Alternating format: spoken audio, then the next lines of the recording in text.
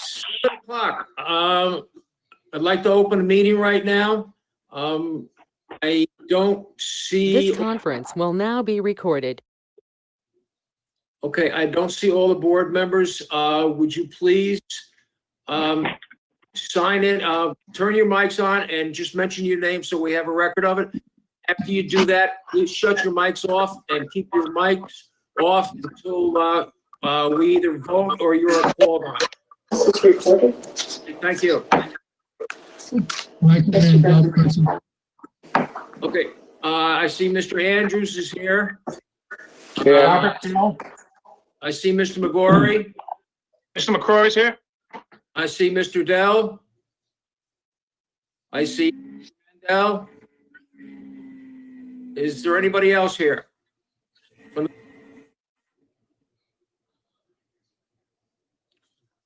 Do we have a quorum? We won't have a quorum for the first agenda. We only have All right, then I'll participate. 4. I take it back. We have 4. So we're okay. Okay, Mr. Young has arrived, so we're okay.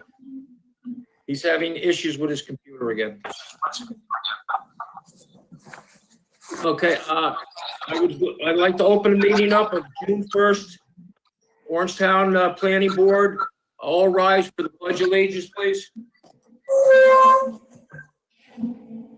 Pledge allegiance to the flag of the United States of America and to the republic for which it stands, one nation, under God, indivisible, with liberty and justice for all. Thank you. Okay, the first item on the agenda is PB 20-20 SMK Green Subdivision Plan. okay, Mr. Chairman, I wish to recuse myself from this matter. Okay, thank you, Mr. Dell. Okay, that still leaves us 1, 2, 3, 4 of us so far. Okay, who's doing this? You, Jay? Mr. Chairman, Yes. Bill Young. Okay. Okay, Bill, I don't see you, but okay, if you're, as long as you're there. Okay, we also have Mr. Young. I can see Mr. Young. Okay, I don't know, Hey, where the Bill. heck is that?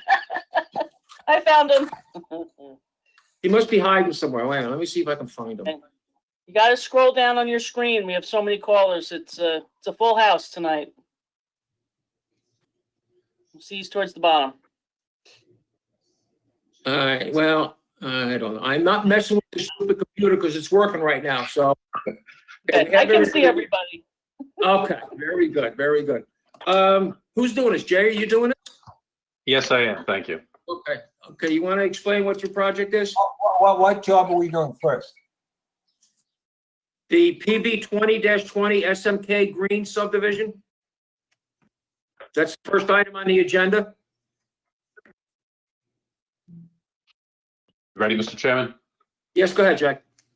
Thank you. Yes, the subject application involves street address 318 Western Highway.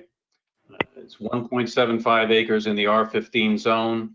It's on the west bounded by Green Road, on the north by Independence Avenue, and on the east by Western Highway. It's bounded on 3 sides by roadways, just west of the Homes for Heroes, and just to the south of this is the fire station. The property has a single-family dwelling and several garage/sheds on the property, which are all intended to be demolished.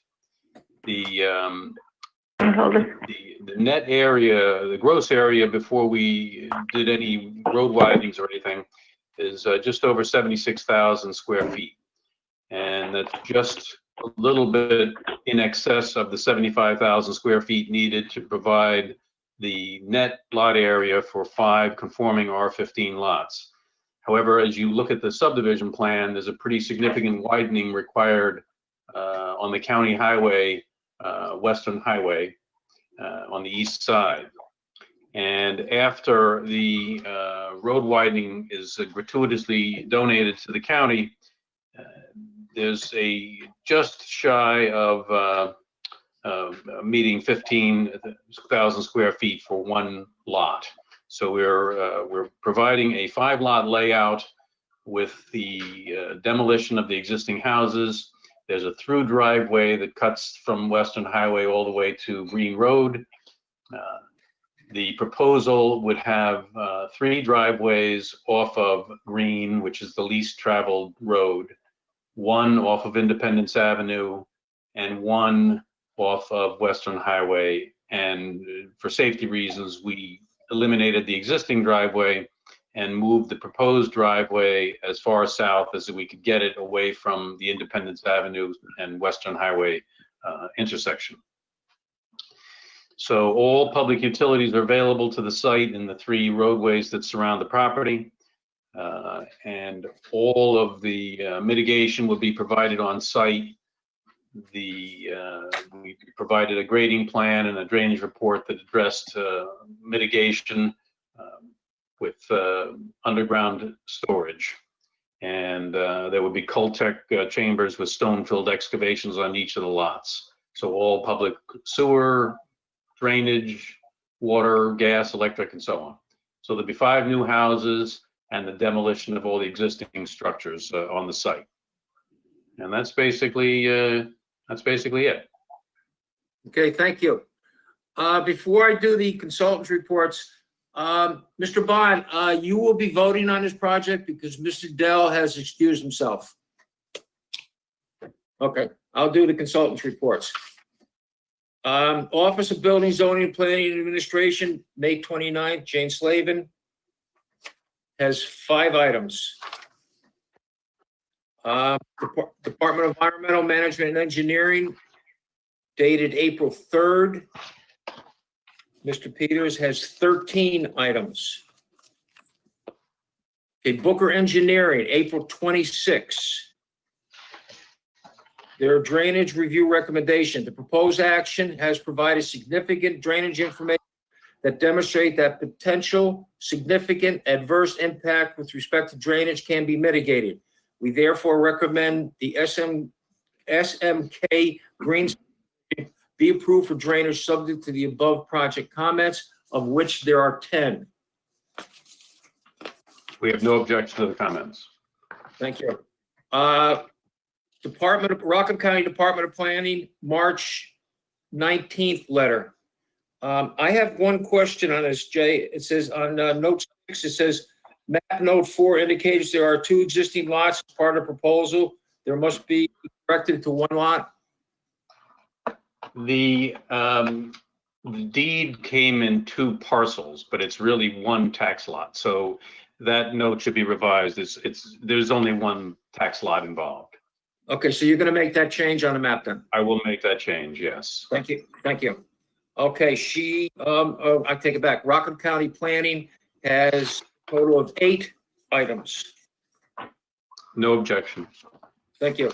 Mr. Chairman, Yes. I'm sorry. I'm a little bit Yes. at a loss. I had requested a copy of Bruce Peters' memo, and I don't have it. I doubt that there are any issues with it. I'm sure Cheryl has a copy of it, and I think, I know she'll get it to you whenever she can or whenever is convenient. All right? Maybe Yeah, I that's can it. scan and email it if you want me to. That would be great because Want me to send it right now? I feel just Yes. a little, yeah, that'd be great. Let me just take a quick look I'll at send it. it right now. Thank you.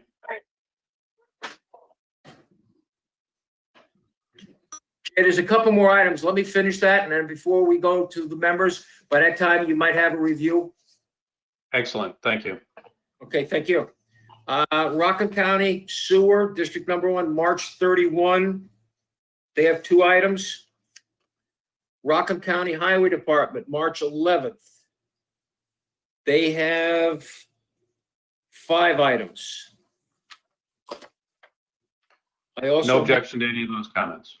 Okay, I also have from Rockland County Highway, Orangetown PBA as lead or Orangetown Planning Board as lead agent, Orangetown ZBA, Planning Board lead agent, Rockland County Planning Department, Orangetown Planning Board lead agent,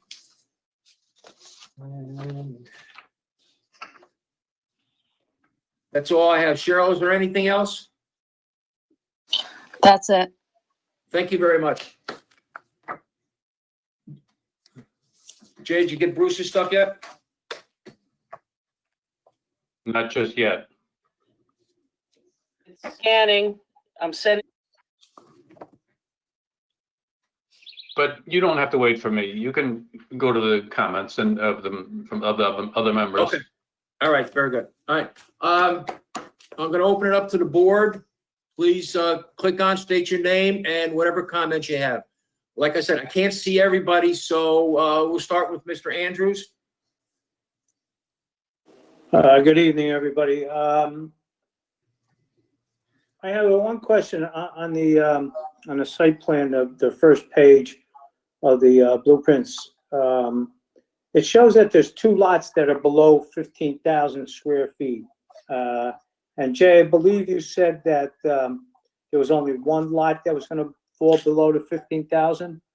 I'm just wondering what happened to the other lot.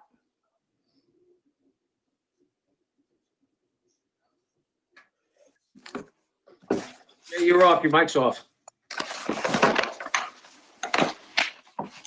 Yes, thank you. All the lots will have a net lot area that exceeds the 15,000 square feet. There's one that's slightly under by 70 square feet, but it gets a 94 square foot credit of the road widening because you get 50% of it back. So the net lot area is 15,000.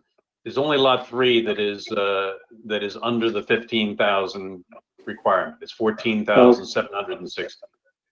Okay, understand. All right, thank you, Jay. That's all I have Thank right you. now. Okay, thank you very much. Mr. McCory. All right, thank you, Chairman. Mr. Greenwell, I was looking at that too, that you have plans here that includes one lot that's not conforming to the town code. It's, the town code requires minimum square footage of 15,000 square feet. Orangetown has good zoning, and it's only as good as compliance and enforcement. And one of our jobs is to make sure the plans conform with the town code. And, I know you're gonna go for variance for a situation that you knowingly created. You can easily have a plan with 4 houses where 4 conform to the town code. So I know me personally, I'm a big advocate for the town code, and I'd like to see a new plan that conforms to the codes. So that's all my comment. And I know according to Jane Slavin's letter, you have a bunch of issues on the plans with the bulk requirements, the bulk regulations that need to be fixed as well. But that's my own comments if you want to reply. I understand. We felt that there was going to be a 5-lot subdivision that would comply by code. And we felt that because the net lot area was actually supporting 5 conforming lots, that it would not be an issue. But when we did the survey, we came to all the final calculations, the deficiency was 240 square feet. And we felt that that was a reasonable variance request and a fairly minimal one, given the circumstances. With respect to the issues in the bulk table, there were a couple of typos that I had corrected. There are no other issues with the deficiencies in the side yard and the rear yard and so on. There were no bulk setback issues other than the lot area requirement and the lot width for the lot 4. Although the lot width would be conforming where the house is, it was the frontage issue for lot 4. The lot width would be complying where the house would be situated, but because it's a flagged lot, then it doesn't have the frontage. So. Yeah, I understand. I understand why you're doing and why you're doing it. But yeah, I'd like to see a plan that conforms with the town zoning code. So, but that's it for me, Mr. Chairman. Okay, thank you very much. Mr. Young.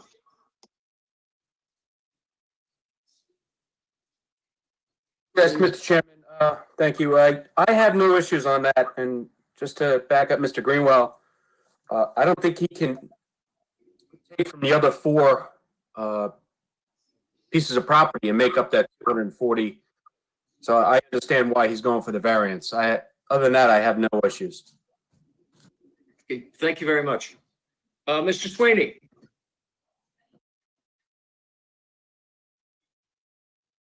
Is Mr. Sweeney there? I don't see him, Mr. Chairman. All right, thank you. Mr. Mandel? Thank you, Mr. Chairman. Just a couple of questions, Mr. Greenwald.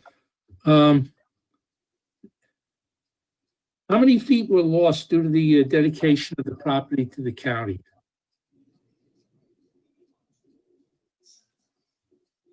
Your mic's off. Jay, you're muted. Jay, you're off. Unmute yourself. That's because I was thinking too hard. It's twice, so it's a 2,000, about 2,200 square feet. Okay, so you lost 2,200 square feet, and how much are you short for the, so that you will comply with the 15,276? 40. 240, okay, so you lost 2,000 on that one. All right, and there's no other way to come up with 5 lots other than the flag lot? Just for the record. No, there's no other, we're close on the others. Right. Just one last When thing. we wanted to make the lots as geometric and as pleasing with as reasonable a building envelope as possible so that we had no other issues and no other variances that we would need. Okay. You're talking about 1,500 square foot houses on the lots according to the envelope. Am I correct on that? The maximum floor area ratio would be 3,000 square feet, and that would include covered porches and garage and basement, et cetera. So Okay. relatively modest size houses in the R15 zone. All right. And just the last comment on it, I don't see a landscape plan. I know when you come back for final, we'll definitely see a landscape plan. Yes, we added in a tree plan showing what was going to be removed, as well as a grading and disturbance plan. But a landscape plan could certainly be provided. Okay, we appreciate that. No other questions. Thank you. Thank you, Mr. Mandel. Mr. Bond?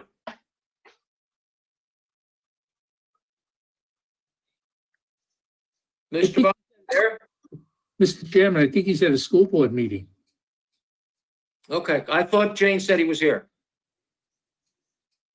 Okay, that's fine. I no didn't problem. see Mr. Bond, but I think he did. I did think he answered you. But I guess not. No, okay. Very good. Okay, so we got 1, 2, 3, 4 of us. Okay. Okay, very good. I'm gonna open it up to the public right now. Anybody that wishes to make questions or comments on this, you're more than welcome to.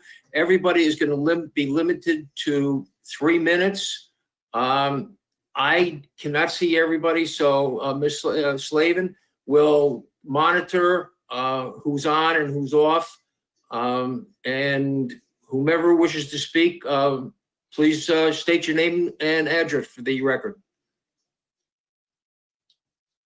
Is there anybody from the public that wishes to speak on this comment? Hello? Yes. Oh, go ahead. You have to wait. Oh. Could I talk? Yeah. or- Janet? Can you state your name, please? The mic is off. Oh, I'm here. I thought someone else was talking. Hi, this is Janet Armetta. Good evening.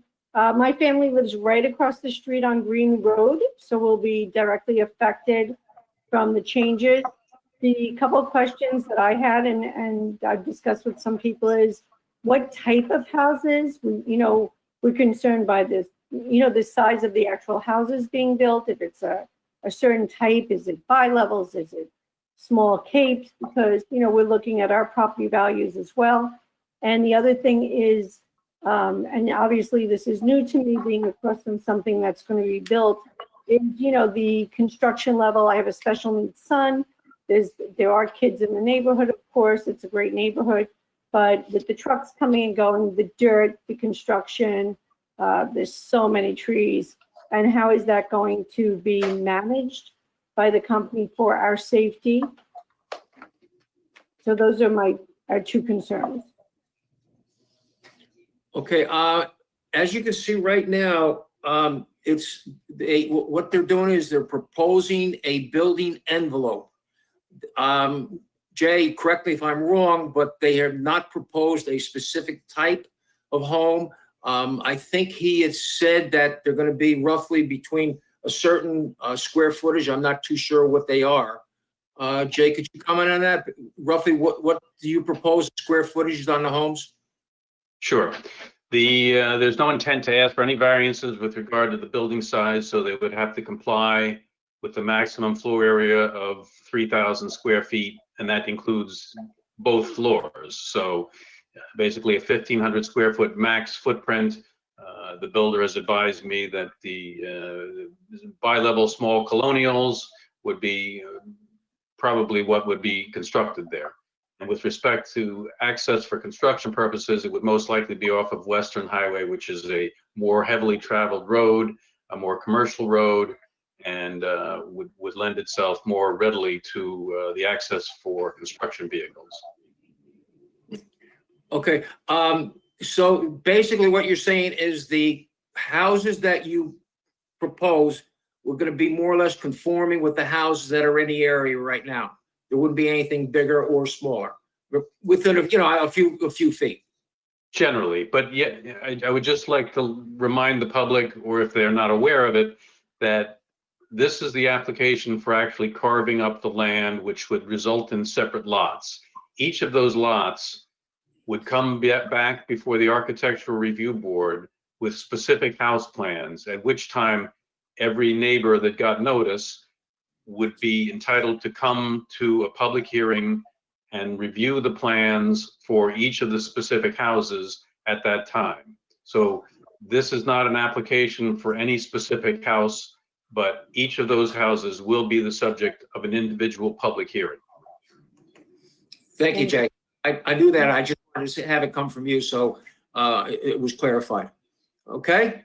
Okay, Mr. Chairman, I have another lady who went to speak. Ma'am, go ahead.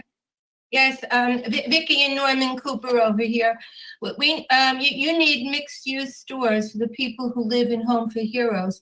There should be some sort of grocery store where they could buy things, laundromat, and something with general merchandise. You can bring in tax revenue for Tappan this way. We have a 3-family house right across the street.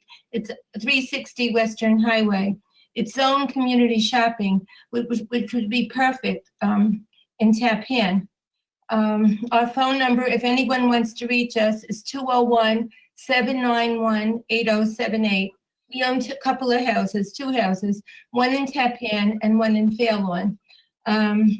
We had letters prepared of what we were thinking of doing. We feel like we're a little too old to be doing this, and we would like to dispose of the property. And that's what I had to say.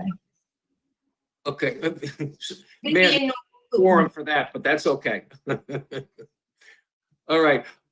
Is there anybody else in the public that wishes to speak on this? Yes. My Yes, name is ma'am. Diana. Good evening, everyone. My name is Evening. Diana Spain. I live at 28 Green Road. My property is directly opposite the proposed, according to the proposed blueprint, the 2 driveways that will spill out facing my house. And I want to state my agreement with Mr. McCrory that I would like to see another plan with 4 proposed lots versus the 5. Okay. Anything else? No, I'm curious about the homes, but as you clarified for Mrs. Armetta, that is for a later point after the envelope has been approved and actual home designs are proposed. Okay. Thank you very much. You're welcome. Thank you. Is there anyone else that wishes to like to speak on this project? I'm gonna get one more time. Anybody else wishes? Yes, one more. Go ahead. Mr. Chairman, someone sent a message via chat. Her name is Marie Rieger, 32 Greg Court. Her comment is adding 3 driveways on the one street is a concern due to safety for families living here, and especially since they are not conforming to town lot size. Also, when I reviewed the plans, it indicated that each lot had their own construction entrance. I believe that there should be 4 lots, not 5. End of comments. Okay, thank you. Okay, anybody else in the public wishes to speak on this comment, on this project? One more time. Anybody else wish to speak on this? Okay, hearing no one else, do I have a motion to close the public session? Mr. Chairman, Yes, if I may. go ahead, Jay. I did receive Bruce's memo. Thanks, Jane. We don't have any issue. We have a couple of minor issues, but again, we'll deal directly with Bruce to discuss those and negotiate if there's any issues that, for instance, he wanted a trench drain instead of a catch basin at each driveway entrance. And I'd like to try and convince him of the catch basin, but be that as it may, we will agree to his conditions. Okay, well, when you come back from final and you see what you can do with him and come back for final, see if there's anything changed. Okay? Again, anybody else? One more time, last time. Okay? Can I have a motion from one of the board members to close the public session? Mandel, motion to close. public Mr. session. Mandel, do I have a second? Andrews, Mr. second. Andrews. Okay, all in favor, just raise your hand. Okay, any opposed, just turn your mic on and say that you're opposed to it. Okay, hearing none, public session is closed. Okay, from what I see, there's really not a whole heck of a lot here, and can I get a motion? Well, I'm kind of looking towards a preliminary. If anybody else agrees on that, we'll have a motion for lead agent. Bill Young motion. Who was that? Bill Young. Okay, Mr. Young has a motion for lead agent. Do I have a second? I'll second it. Mr. Andrews, fine. Okay, all in favor? Aye. Opposed? Aye. Any opposition? Mike on and say so? Okay, hearing none. Okay, motion for a neg deck. Young. Mr. Dell, no, who said neg deck? Young, Mr. Young. Young, okay, I'm sorry. Bill, I can't see you on the screen. Don't ask me why. I'm not touching the screen because otherwise you won't hear me and you're gonna have to run the meeting. So I'm leaving it alone. Okay, Mr. Young. That's what I told you. Okay, do I have a second on a neg deck? I'll second it, Andrews. Okay, Mr. Andrews, second. All in favor? Aye. Aye. Anyone in opposition, turn your mic on and say so. Okay, hearing none. Okay, so you have preliminary with conditions. The Jane Slavin, May 29th, 4. Bruce Peters, Department of Environmental Management Engineering, April 3rd, 13. Booker Engineering, April 26th, drainage. They have 10 comments. Rockland County Planning, March 19th, they have 8. Rockland County Sewer, March 31st, has 2. Rockland County Highway, March 11, has 5. And that's all I have. Okay, do I have a second? Young. Do I have a second? Mr. Young, second. Okay, I'm sorry. Thank you very much. Jay, you got it. Wait, did we vote? We can. Okay, next project. Mr. Chairman, I think you should take a roll call on the vote. Oh, We okay, didn't vote. I'm sorry. Excuse me. All in favor? of the preliminary? Put it this way, any opposed, turn your mic on and say so. Okay, hearing none. All in favor? McCrory opposed. It doesn't conform with our zoning. McCrory opposed. And Dell opposes. 4 lots are better. Mr. Chairman, I think you should do a roll call. Make sure you're clear. We have Okay, opposition Okay. from 2 members at this point. yep, okay. Mr. Young, In favor. okay, of preliminary, okay.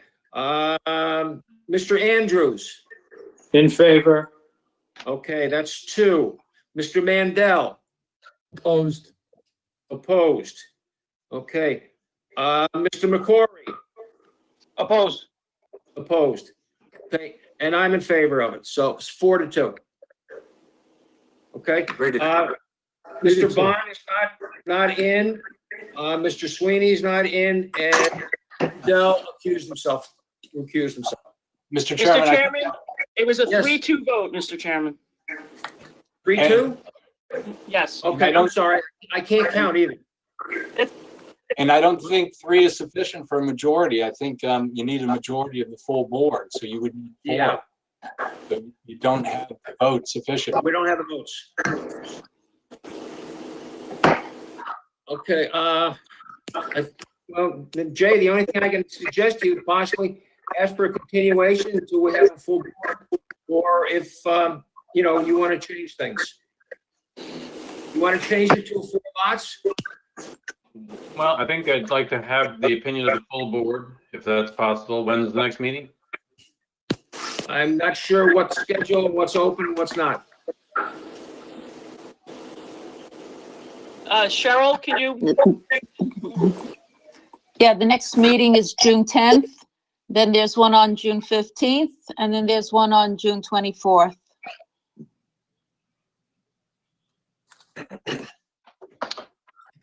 Well, I would like to ask for a continuation to the next available meeting so that we could review this with the full board. Okay, thank you, Jay. Thank you.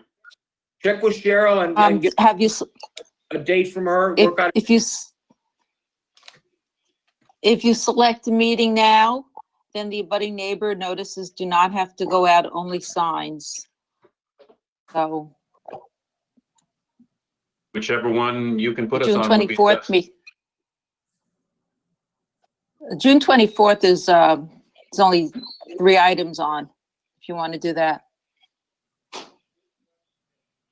It's fine with me. Okay, so it's June 24th.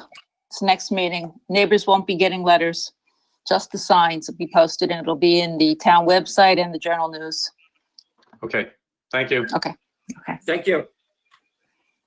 Okay, next item is PB 20-21 SQ Properties Site Plan. So we can go.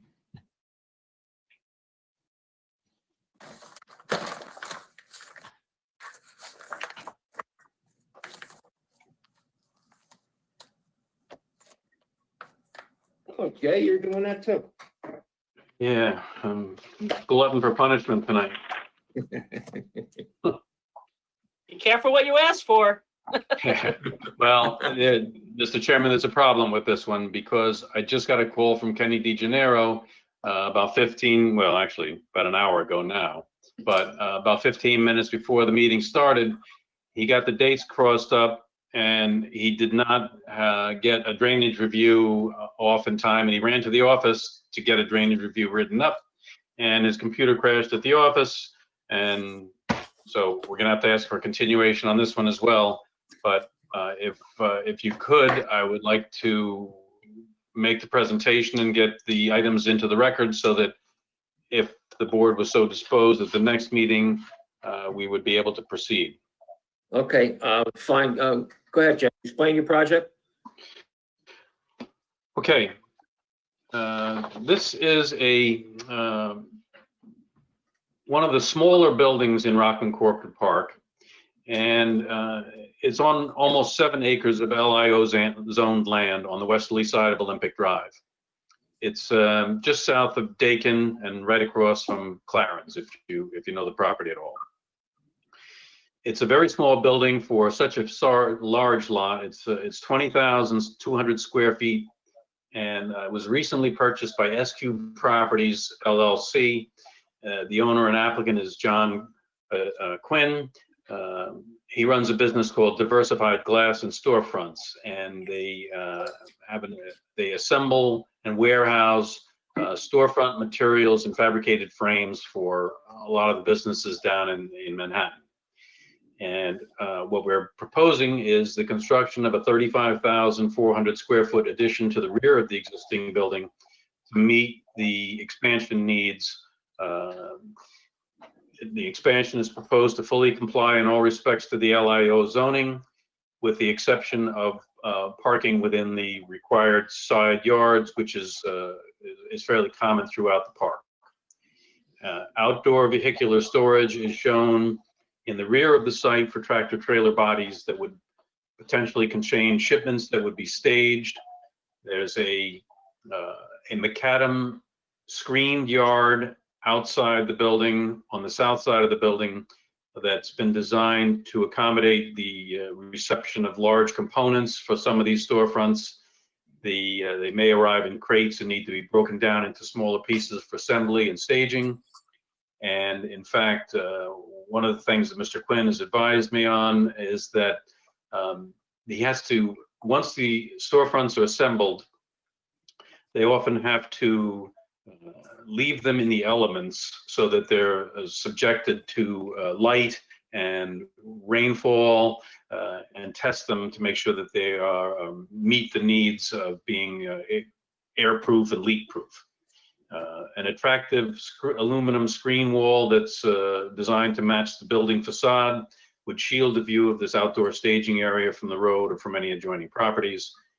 And the new impervious area will be mitigated by diverting all the runoff into an existing low area that exists between the front of the building and the roadway along Olympic Drive. This low area would be converted into a retention basin, addressing both water quality and the water quantity mitigation as required for a project of this size. And due to the location of the proposed basin, significant plantings have been proposed along the street frontage and around the entire perimeter of the retention facilities. And all utilities are available to the site with gravity sewer, water, gas, electric cable, and drainage as well. And that's it in a nutshell. Thank you. Okay, thank you. Okay, I'm going to read in the comments into the record. Jane Slavin, May 29th, has 8. Department of Environmental Management and Engineering, April 3rd. They have 18. Okay, again, there's no drainage. Rockland County Planning, February 25th, has 6. Rockland County Health, March 16th, has 1. Rockland County Sewer, March 19th, has 2. We have a lead agent for Orangetown Planning Board from Rockland County Health, Orangetown VBA, Rockland County Planning, Rockland County Highway, and that's it. Anything else, Cheryl? That's it. Okay, thank you very much. I'm going to open this up to the board, so this way, Jay, you can get any comments from the board, and then we'll move on from there. Okay, Mr. Young.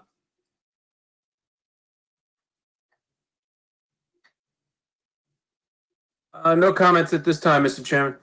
Okay, thank you very much. Mr. Dell. Yes, sir. A couple comments.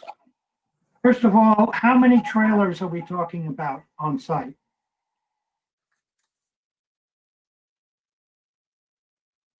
I will ask the applicant to jump in if you would like a specific answer to that question. Mr. Quinn? Yeah, could vary. It could be 1, could be 2, 3, but mostly 1 or 2. Can you give me a maximum number that it will not exceed? Did you say it'll never exceed 5? It'll never exceed 5. Can't see it. Okay, good. If you could have that as part of the decision, I think I'd be comfortable with that. The other thing is it's obviously a campus type situation, and a lot of work has been done with that. And I was involved when that originally started. It's a nice area. My question is, of course, with the outdoor storage assembly area, I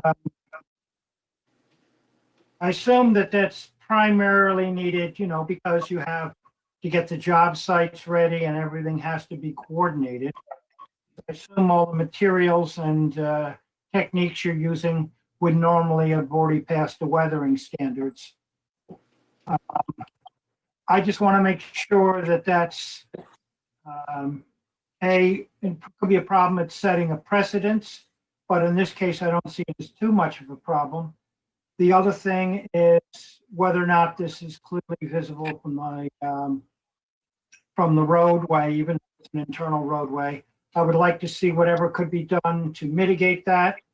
And one thing that would make me a little happier is from the contiguous road areas that actually have a visible line of vision to this, possibly be a line of sight drawing just to give an idea of what's going on. Other than that, I think it's a nice place to put the business that you have, and I wish you all the success in that. Thank you very much. Thank you very much. Okay, Mr. Sweeney's not here. Mr. Andrews? Yes, I just have a couple comments. I reviewed the landscape plan, and by the looks of the landscape plan, I think most of the vegetation that you selected should act as a very good screen for anything around the building. And all the vegetation that you picked was very good, very nice, and it's nicely laid out. And that's all I have right now.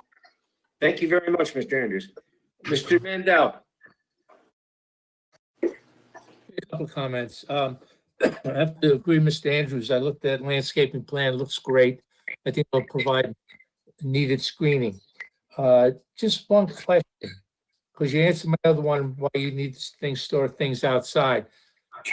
County Planning number 5, what's the status of the right of way? You show on the map at I guess it's the western portion of the property. That was a right-of-way that showed up, and I actually worked on the initial subdivision of Rockland Corporate Park with Reynolds Metals way back years ago. So I understand your history with this too, Mr. Dell. That was a right-of-way that showed up, and I believe it was to the town, and it shows up in the title report, but it's not to benefit this site at all. It burdens this site, but it's never been used, to my understanding. Okay, thank you. No further. Well, if I remember, I think that was a possible 20-foot right-of-way that went from one side of the corporate park into the Rockland County sewer, so that if there were issues, they were able to get in there with another line. If that's my understanding, I believe that's what it was. I believe you're correct. It runs along the westerly edge of the property. Right. And I believe it was either to access the town sewer district if they needed it.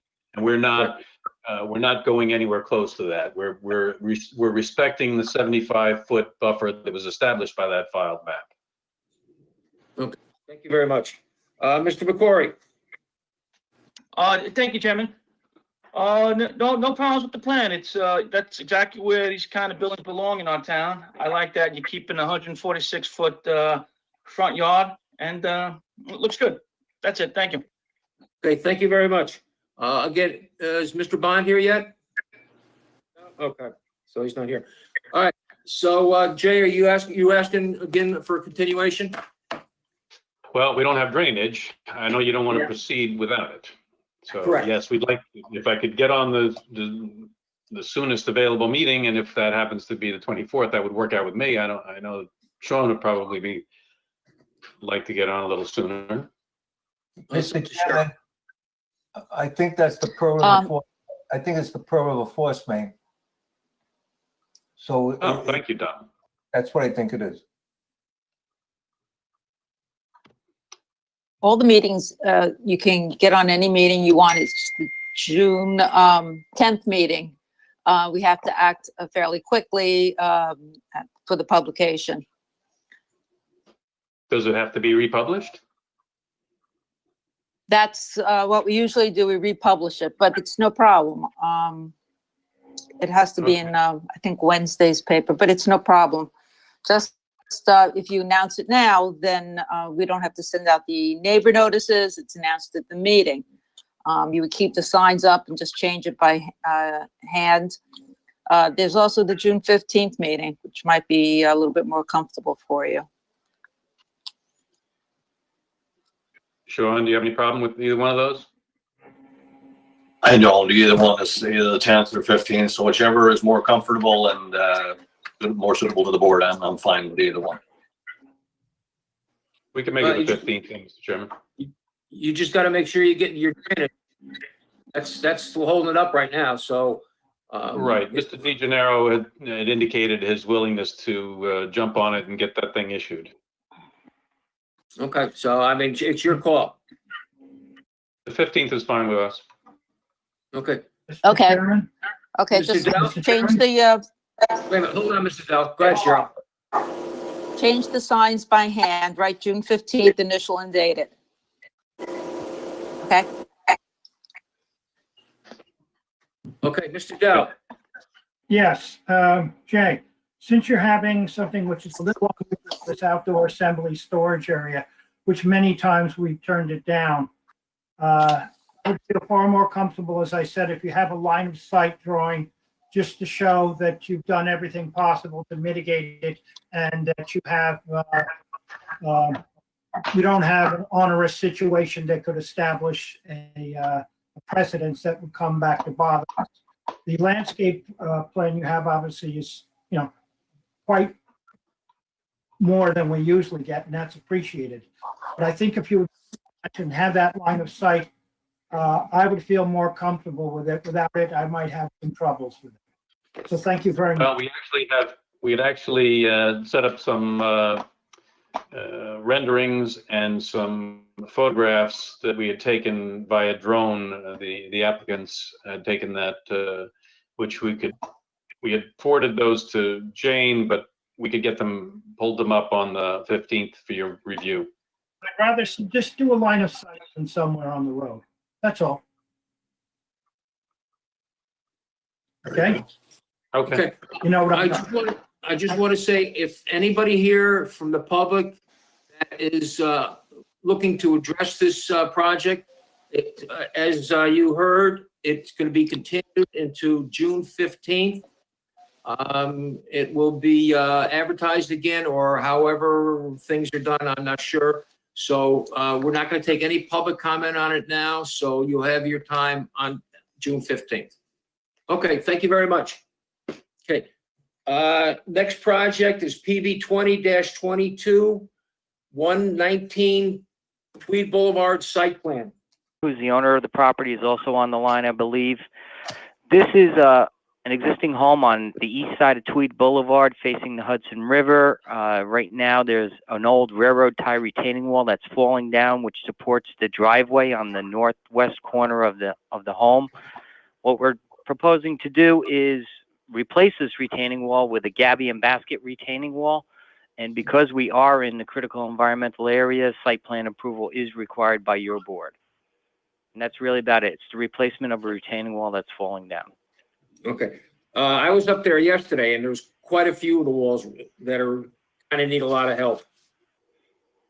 Okay. I'm going to go through, read the project comments. Okay. Office Building Zoning Planning and Management, Jane Slavin, May 29th.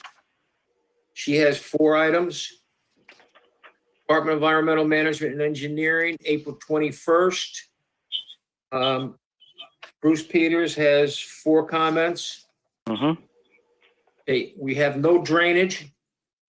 I don't know if it's needed for this. No, Mr. Chairman, no. The area of the impervious coverage is going to be under 400 square feet, so drainage mitigation won't be required. Okay.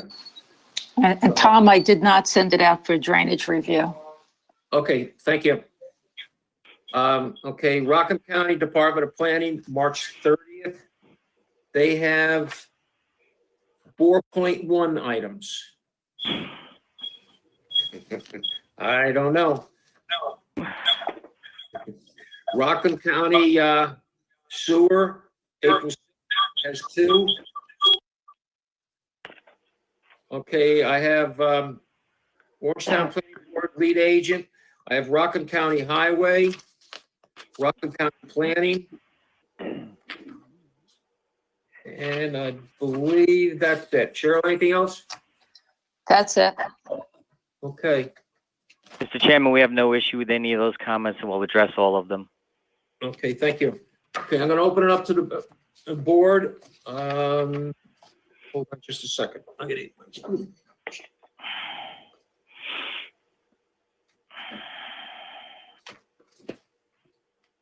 Yes, Mr. Young.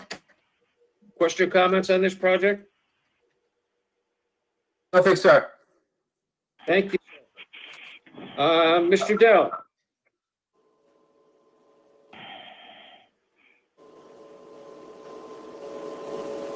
Thank you, sir.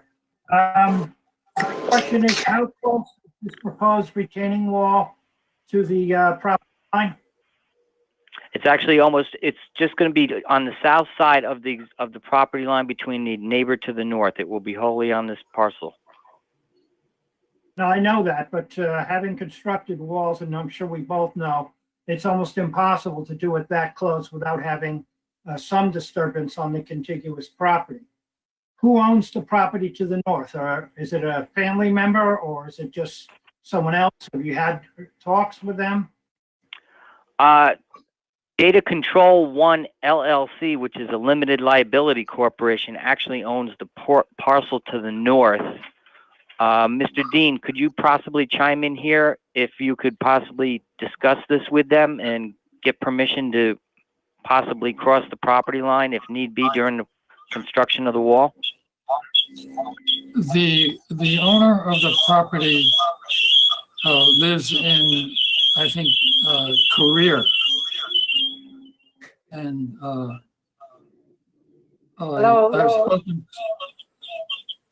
I've spoken to the people who rent the property from them, and all they said was I could try and reach the person in Korea. Mr. Dell, can you take your microphone off right now for a second? Yes, if you're not speaking, please mute yourself. Okay, my name is Helen Chang. I'm owner of the. Ellen? Yeah. Ellen, Yeah. hold on until the chairman will address your comment. Okay? Okay. So thank you. Mr. Dean, continue. I could not hear. I know, we're getting a lot of feedback. I don't know where it's coming from. All right, Mr. Dean. Go ahead. I don't hear anything. Mr. Dean, are you there? I'm here, yes. Okay, do you have anything else to say other than you've tried to get a hold of the neighbor? And No, I spoke to the people who rent the property and got that loud noise. And they said I would have to get a hold of the person who lives overseas in Israel. Okay, thank you very much. Mr. Town Attorney, what are we gonna do on this? Mr. Chairman, I believe Mrs. Chun, who was trying to speak, I believe she owns 119 Tweed Boulevard. Oh, I'm sorry, she owns 117. I have an email from her, so perhaps Right. we should just go through the comments and see if anybody has anything to say. Is she the owner of the property on the north side, the one that we're concerned with? I'm not sure, but when you open it up to the public, I guess we can find that out from her. Okay, thank you. Okay. Mr. Dell, you have anything more? That's essentially it, but Mr. Chairman, I think it's a very, again, a slippery slope because we've always required everything to be 5 feet from the property line. Because of the nature of the type of wall they're putting it in, they might be able to do it within 3 feet, but even then it's kind of questionable because you'd be killing trees, et cetera, on the other side. And just because an owner isn't here, doesn't mean that we should not follow normal protocol, particularly since in the nature of our litigious we'd be establishing a precedent that is not a good thing, I think, to do. So I definitely have the reasons I expressed for those reasons. And obviously, you know, a tenant has not much to say about the what's going on to a property which they don't physically own. They just be like another resident. And I think that would be not a good way to follow listening to people who rent properties compared to the actual owners. Thank you very much, sir. Okay, thank you very much. Mr. Andrews?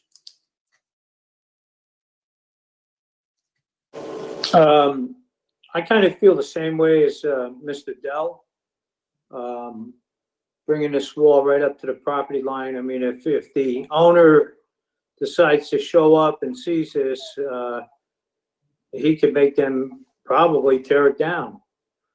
But I feel the same way. I think they need to get permission from the people who own the property. There is an existing wall. It's made of the railroad ties. Yeah, okay. Mr. Dean, all the noise is coming from you. So could you do me a favor and mute yours? Okay. Mr. Chairman, can I Yes. can I read the letter that was emailed? Would Yes, that be please. helpful? Okay. Hello, my name is Helen Chun. I am the owner at 117 Tweed Boulevard. The residence directly next door to 119 Tweed. I do not have any objection to the proposed new retaining wall. However, I do have some concerns about the projects that, since the construction will be partially on my land. So I want to make sure that the construction of the new retaining wall is done quickly, properly, professionally, and safely with all necessary insurances. This is very important to me because I currently have tenants living in the home. I would appreciate a quick response confirming that you have received this comment. Mrs. Helen Chun. Okay, evidently, she is the owner of the adjacent property to the north side. So she's actually given them permission. It's, Jane, you might be able, and Rick, they're actually replacing a wall and they're in the exact same footprint. Mr. Andrews, shut your microphone off, please. Sure. Am I correct in saying that they are going in the exact same footprint as was there? Or are they making it bigger? The wall? I would ask the engineer to confirm that. Mr. Atzel? Yes, it's essentially in the same spot, but actually the existing retaining wall jogs to the south and then to the east. We're just boxing it out to the northeast, if you will. How much difference are you changing the footprint? Probably it's going about maybe 10 feet east-west and then 10 feet north-south, making it bigger. So it's roughly a triangle of 10 by 10 on two sides, on the 90-degree side. Okay, so in effect, you are not going in the same footprint. You're making it bigger. No, it's not going to be in the exact same footprint, no. Okay, because Mr. Dell is concerned, we have the standard of staying putting retaining wall 5 foot from adjacent property, and he'd be aiming with 3 feet to the property line. I'm just wondering, would this affect you? Well, it would affect the way we have it laid out in relation to where the existing retaining wall is, yes.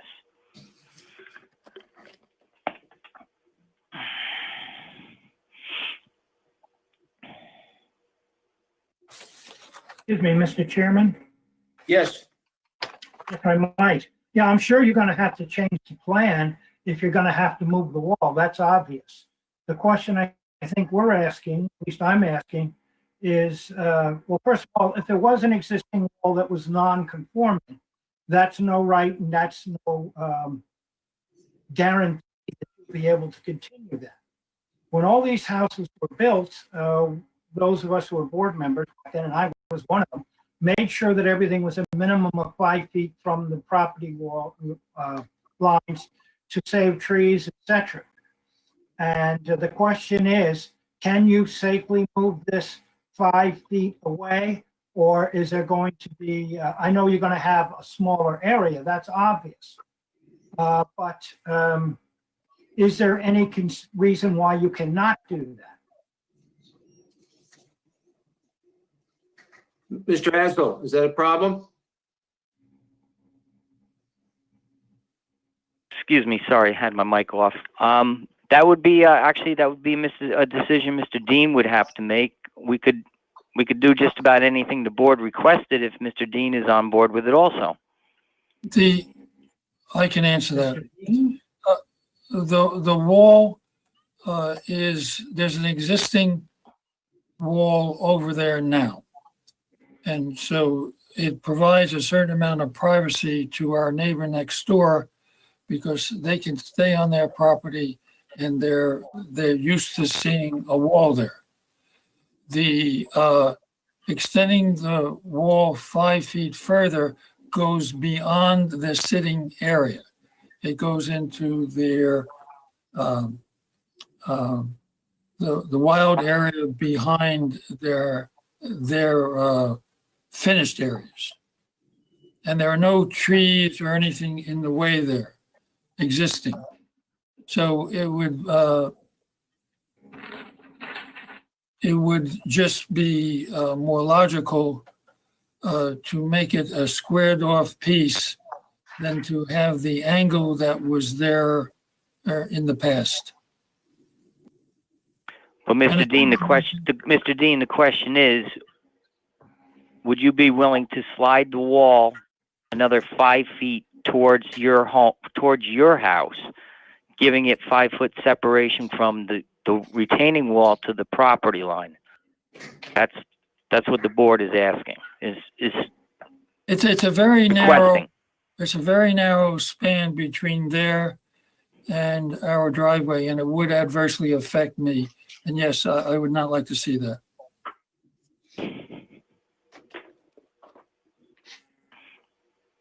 Well, one thing the board should also consider is this wall is actually tied together with another retaining wall heading towards the home on 117, which is the adjacent parcel. Our section of it at the end of the house or on the east side just happens to be falling down at this point. Mr. Chairman, I do believe the owner is on the call. Excuse me? I'm sorry, I didn't hear you. I do believe the owner of the adjacent property is participating right now on the call in the Yes, he is. meeting. Oh. The owner of 117 or That's 19? correct. Okay. 117. She's on the call. Could you have her make comment? I like I said, I don't see her. She goes. Go ahead, Mrs. Chun. Yeah, hi, how are you? Yeah, I'm the owner of 117 Tweed Boulevard, just the north side of the neighbor. As I sent my comment, I'm very concerned about the safety and the construction of new retaining wall. Right now, the Mr. of Dell told it is very just on the property line. So hopefully, I wanna little bit have a room. So that's sometimes the scare us, just on the property line, the wall is, I think it's almost 6-7 feet high. So if there is a new construction will be done, it's have the little bit room will be much better for us, for both of us. Okay, thank you. Mr. Dell, I'm just looking at this. If we were to make the applicant move the wall 5 foot in at your request, what he's losing 5 feet of property, and you're basically giving that 5 feet to the person who lives north of them, which is not fair, because they would have absolutely no access to that property and no use. Right now, the retaining wall is on, it looks like it's on and over the property line. So if he were to put the retaining wall back to where it is, they would both realize the same amount of property. It would not affect either one of them. I know what you're saying, what was done in the past. And I think if this was a new application, we're starting from scratch, I think I would agree with you 100%. But being that this is basically a replacement, that the only one, if we were to move that wall 5 foot south, the only one that would be gaining from that would be the owner to the north, that she would gain 5 foot of his property, which would not be usable by the owner on 119. Well, I would disagree with that analogy of giving property to somebody. The reason that was always done was to keep any damage during construction, and also to damaging any trees that are contiguous to this area. Also, too, we're obviously dealing in precedents.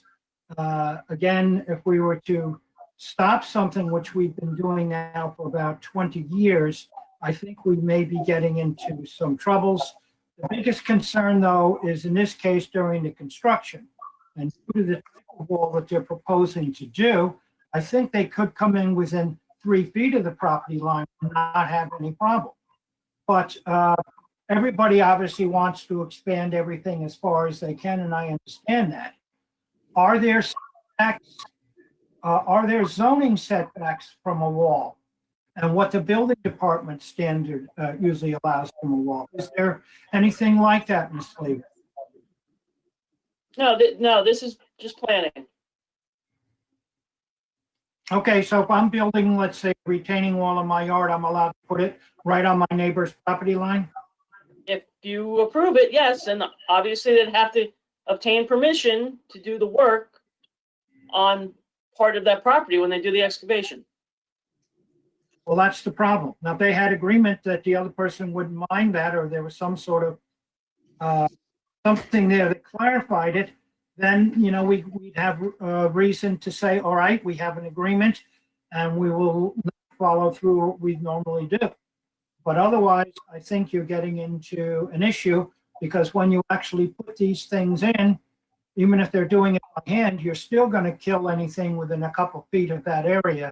And that's why the 5 feet was done, to save the trees, but also so you don't have any disturbance on the neighbor's property. Okay, Mr. Dell, The board would be making a mistake if it pushed something in that direction. Mr. Yes, Dell, sir. if I may say something, it's already done. There's no trees there now. There's nothing there. So if we were to make him move the wall back 5 feet, the owner of the property is not gaining anything. They can't put a tree in there, because you're talking, the wall is 7-8 feet high there. So the only one that would be gaining by this would be the property owner to the north, because now they have 5 foot of this other gentleman's property. So, I mean, if you want, I think we'll finish talking with the rest of the members of the board, and then we can discuss this further. But I think, in my opinion, we should put it back the way it is. And the neighbor to the top 117 has agreed to let them on her property in order to reconstruct to work on her property in order to reconstruct this wall to make it safe. Well, they've agreed to that. As I said, that's fine. But you and I are both have been in construction. We both know that you can't put a retaining wall on right on a property line without disturbing the property next to it. And that was my Okay. point. That's why. Fine.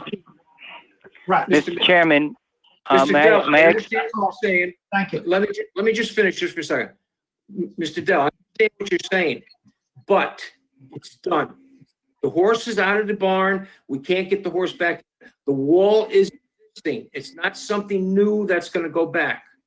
That they're gonna encroach on something else. I understand your point. It's existing. Is what I'm saying is we should replace with what is there, is all I'm saying. All right, well, from what I heard, though, that when they replace it, they're not going to just rip it out. They're going to basically put it on the outside of it. And that's part of the issue. Again, if the neighbor to the north has no problem, and they send a note to that effect, I would have no problem with letting this go. But otherwise, I think we'd be in a difficult area. Thank you very much, Mr. Chairman. Thank you, Mr. Dell. Mr. Okay. Chairman, may I explain something about these retaining walls? Sure. Sure. Well, these are going to be gabion basket retaining walls. And what the way they're going to do this is they're going to remove all the debris from the existing railroad tie retaining wall. It's all going to take place from the top. It's not going to come in from the bottom or from the side. And once they do that, they're going to establish the foundation for the gabion baskets, and they're going to be lowered in place, one on top of the other, and then they're going to be intertwined together. And that will all take place from the high side, which is the Tweed Boulevard side. Any encroachment onto the neighbor's property will be very minimal. They don't have to get down there with a machine really to move around or anything like that. All the work will take place from the top. And all the debris will be removed from the top and taken away, and the gabion baskets will be lowered from the top. And we will be staking out the property line prior to any of the construction. Okay, thank you. Thank you. I'm sorry, and I don't want to belabor this, but just very quickly, I was aware of that. That's why I was saying you could probably get away with 3 feet. But what type of foundation? Are you going to be able to come within an inch of the property line with your excavation, or are you going to be a foot or two away like most people? That's why I was saying. But thank you very much. I don't want to belabor this. We've wasted enough time. Thank you very much. Okay, Mr. Mandel. There's several comments and questions. All right. The applicant, this house was purchased approximately a year or two ago? I believe so, yes. Yes, okay. Currently, there's a tenant there, but they're not there now? It's rented out, correct? Mr. Dean will have to Tenant address is that. there. Yeah, Mr. Dean, is it rented out? The tenant is there. Okay, the house is now up for sale again, correct? Yes, he's a tenant. He's not a purchaser, and his lease is up in a few months. So you're selling the house now, correct? What was that? You're selling the house. Yes.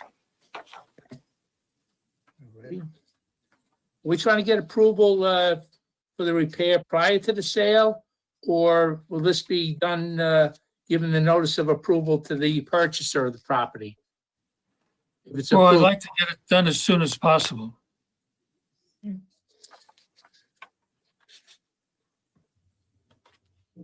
The existing wall that's there now is really almost falling down. You see a picture of it. No, I've been there. I've seen it. I walked onto the neighbor's property and looked at it from the neighbor's property and took pictures of the neighbor's property. So I'm well aware of what the wall looks like. For the engineer, this wall is in such a condition that it could collapse. Is that what we're stating? John Ansel, are you there? I'm sorry, my mic was off. Yes, it's basically falling down as of now, yes. Okay, now, all right, so you explained it, you're removing the old walls, but you're still gonna have to have people going onto the other person's property at some time. Am I correct? During construction? Very minimal encroachment onto the neighbor's property. As I said, everything will be removed from up above, and the new wall will be lowered from up above, and the foundation can be constructed on our piece. Okay, now the construction vehicles that are gonna be lowering and raising and removing the debris, where are they gonna be parked?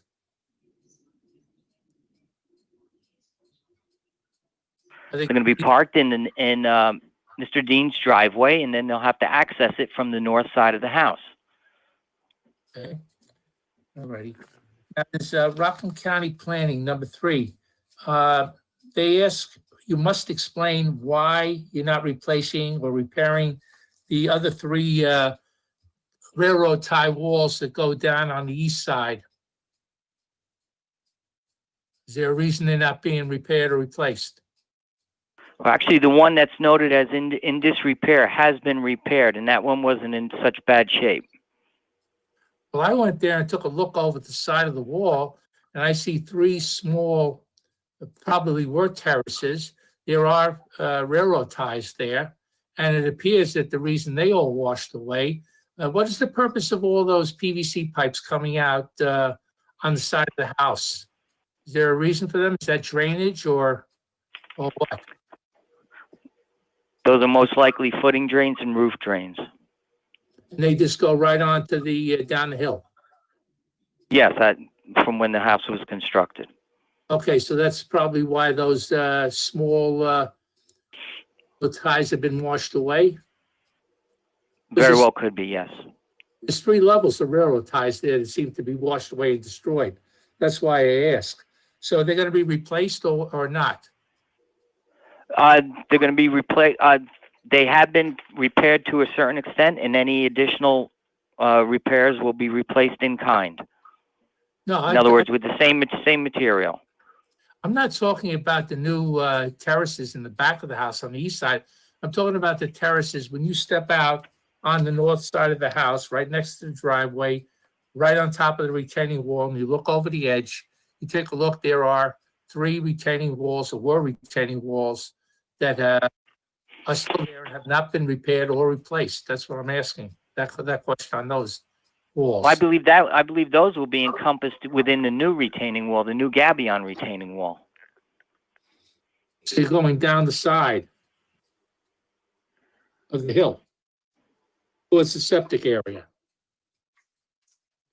Well, from the third jog into from the corner of the house to the property line, that's where the new retaining wall is going to be. Okay, I see what you're talking about. You're talking about, I know the retaining wall next to 117. If you go north, if you go east on the top retaining wall and you go south towards the house, you come out, that's the 3rd jog out there. You have the 2nd jog out. You have the 4th jog out, the 15.3 feet jog out, and you look over the edge, you're going, I'm talking about that, where it shows you going down between the septic tank and the wall there. That's going to be also replaced?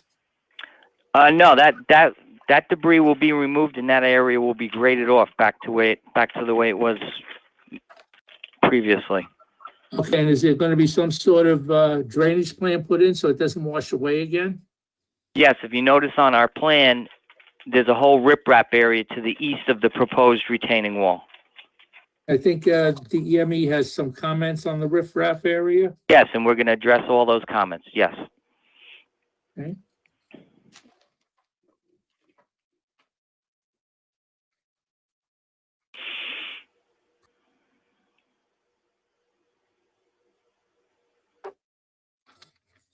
Okay, no further at this time. We'll wait till anything else. Reserve the right to ask questions after then. Thank you. Okay, thank you, Mr. Mandel. Mr. McCory. Thank you, Chairman. I understand the concerns of the fellow board members, but I also see that it's almost like a shared retaining wall on both sides, north and south. I guess that's how it was when everything was built. And to me, it's repairing something in disrepair, and the neighbor to the north doesn't have any concerns if we enter that into the record. So, yeah, I agree with the repair, and I got no issues. So, thank you. Okay, thank you. I believe that Ms. Slavin got an email from the owner at 117, and she kind of explained that she did not have an issue, that they could go on her property to fix their walls to make everything safe. Okay, and that will be put into the record. Okay, I'm going to open this up to the public. Okay, all the board members. Mr. Bond is not here yet. Okay. I'm going to open this up to the public. Anybody wishes to speak on this project, please state your name and address. Is there anybody who wishes to speak on this project? One more time. Is there anybody that wishes to speak on this project? Okay, hearing none. This is Helen Chan again. Yes. The 119 owner told they do job from their side, but I don't think they should become our side. And as you know, I don't know how they current wall seems like a little bit over the property line. So I'm very concerned about also that. And as they told, if they make 5 feet larger, the footprint or something, I cannot understand what that means. They will over the property line, or how they make the foundation of a wall without the touch my property. That's also my concern. Okay, thank you. My understanding, according to the architect, is that new wall will not be on your property. It will be entirely on their property. What he was asking that if he had to do small amounts of work on that wall, and could they have access through your property, they would not disturb anything on your property. Whatever debris was created would be removed. So there would not be any infringement whatsoever on your property. Rich, go ahead. Mr. Chairman, if I can comment, from Yes, what please. I've heard, it sounds to me like if there's going to be any encroachment on the neighbor's property, there really should be an easement. And I believe even Mr. Atzel said there's going to be some encroachment. He said minimal. So I think one of the conditions should be, if there's any encroachment on the neighbor's property, there should be an easement. We don't want this to be like a handshake and an email that leads to a lawsuit. It should be done appropriately. And if there is going to be an encroachment on the neighbor's property, there should be an easement documenting whatever the parties agree. And we don't really care as long as it's a valid easement that sets out, if there's damage to the neighbor's property, it will be remedied, and what the terms of the easement are. So certainly from hearing from Ms. Chun and hearing that there does seem to be that there is going to be some degree of encroachment. And if you make that a condition and there's no encroachment, so if Mr. Atzel can arrange it so there's no encroachment, he can do it without the easement. But if there's going to be encroachment, there should be an easement. There should be a legal document documenting if there's damage, how's that going to be paid for, who's going to remedy, and that it should be remedied. So I would recommend that that be one of the conditions of approval. Okay, Mr. Atzel, do you have any problems with that? I have no problems with having a temporary construction easement shown on the plans, and maybe some language drawn up. That would be up to Mr. Dean to. We can provide them with a legal letter where we would hold them harmless from any damage that we may cause. And that should be sufficient. Okay, is Richard, would that be okay?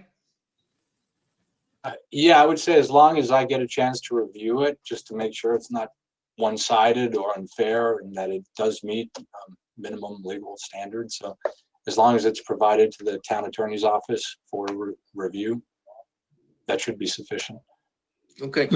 And that would work, yes, temporary construction easement. Okay, Ms. Chun, are you still there? Yes. Okay, did you hear what we were just talking about? Yeah, Okay, the applicant is saying that he is not gonna do any work on your property, but he would like to have access to do whatever. But he would like to draw up a legal document between you and the owner of 119 to have a temporary construction easement holding you completely harmless of anything that were to happen, and also to replace everything on your property back to where it is now, originally. Would that be okay with you?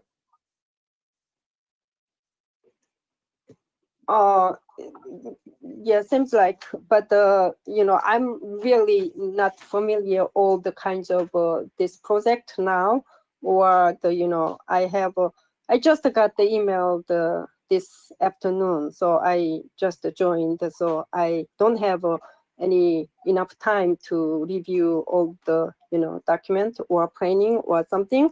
So I want to have some time to review it. Will be fine. And I don't know about all the legal terms or something. Okay, I don't know. I don't know if Jane or Richard go along with this. What's in my head is if possibly, Mr.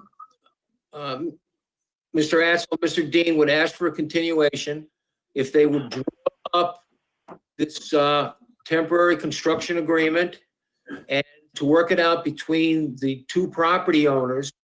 And once that agreement is satisfied by both of them, then come back and pursue this. I don't know if that's something we should. We could supply Mr. Picola with a hold harmless agreement that would be satisfactory to him. Yeah, I think Mr. Dean and Mr. Atzel have said that there's kind of time is of the essence here. It's either they're going to get an easement or they're not. So I think you can condition it on if there's going to be any encroachment, there needs to be an easement in place. We'll give you a letter. Document. Mr. Chairman. But it has to be acceptable to Ms. Chun. And if it's not, then the work has to be done without encroaching on her property. But it's up to Ms. Dean and Mr. Understood. Have time to come back with something, but if they're willing to have it acceptable, if they're willing to have it voted on right now, that either the easement's in place before the work begins, or they're going to do the work without encroaching on the property. It sounds like it may be possible to do the work without any encroachment. Okay, I prefer not to use the easement. I prefer to do the letter agreement where I hold them harmless and the town harmless too from any damage that we may cause to them. I guess my issue is this board can't give you permission to go on someone else's property. Only that person can allow that with an easement. So even if you give me a letter and then you encroach on her property, she can still sue you. I mean, so just the one-sided letter is really not going to do what needs to be done. So, for example, you give me a perfectly fine letter that I find legally sufficient, but she doesn't agree to it, that still doesn't give you permission to go on her property. This board can't do that. Only she can give you that permission. So that's the issue we have, that you give me a letter, that's all good and fine, but when you go on her property and she objects to it or she doesn't approve of it, that's problematic. And I don't think this board wants to set up a potential lawsuit. So if you can do the work without going on her property, then she has, she can't complain about that. I don't know. As I said earlier, well, Chung, if she thinks that if we agree to hold her harmless from any damage that we may cause on her property, she may agree to that. I'll repair any damages done. Mr. Chairman, Okay, yes, Mr. Mandel. Ms. Chung had said that she's not familiar with legal, what we're talking about legally here. I think that she has the right, if she wants to, confer with an attorney I think that's her right and it's properly done. Us telling her what she should do or what they should do, I think she should have the opportunity to talk to an attorney who would protect her rights in this case. No. That's my opinion. No, She I can definitely agree with you 100%. And that's kind of what I was saying to her, that if Mr. Dunn and Mr. Atzel draw up an agreement and give her a copy of it, that she could take to an attorney and have them look at it and then come up with either agree to it or change it or whatever the modification is. But it has to be something that's agreeable between the two property owners, not the board. The board cannot turn around, like the town attorney says, the board cannot turn around saying, fine, you can go on the person's property. We can't do that. So they have to work it out between themselves. And what we can do if we want, if the board agrees to it, is allow them to proceed with two conditions. One, they get a letter of agreement between the two property owners that is mutually agreeable between the two of them, or they cannot go anywhere on the next door neighbor's property. So those, I think at this point, are the two options. Just Chairman, I believe that's acceptable to us. This is a question of the town attorney. An easement would be more legally binding than a letter, or either one is preferable? Yeah, well, I think you raise a good point. There has to be an agreement. There can't just be a letter from one side that's imposed on a property owner. Ms. Chun is going to have to agree if there's going to be an encroachment on her property. Now, again, as the chairman is stating, you can give the option, no encroachment. If you can do all the work without encroachment, you can begin. We're going to give you approval. But if there's going to be encroachment, there has to be a mutually agreeable easement is what we would tend to call it, but I guess there could be some other type of agreement. And there's many ways to handle that. You know, you can pay. That sounds reasonable. Okay, so, and then Ms. Chun, if you don't understand the legal aspects, you can go to your attorney or hire an attorney to look at it. If you feel comfortable signing it, you don't have to by any means. So I guess it's up to Mr. Dean and Mr. Atzel if they wish to ask for a vote, and then there can be two ways to go. The board can approve either opportunity.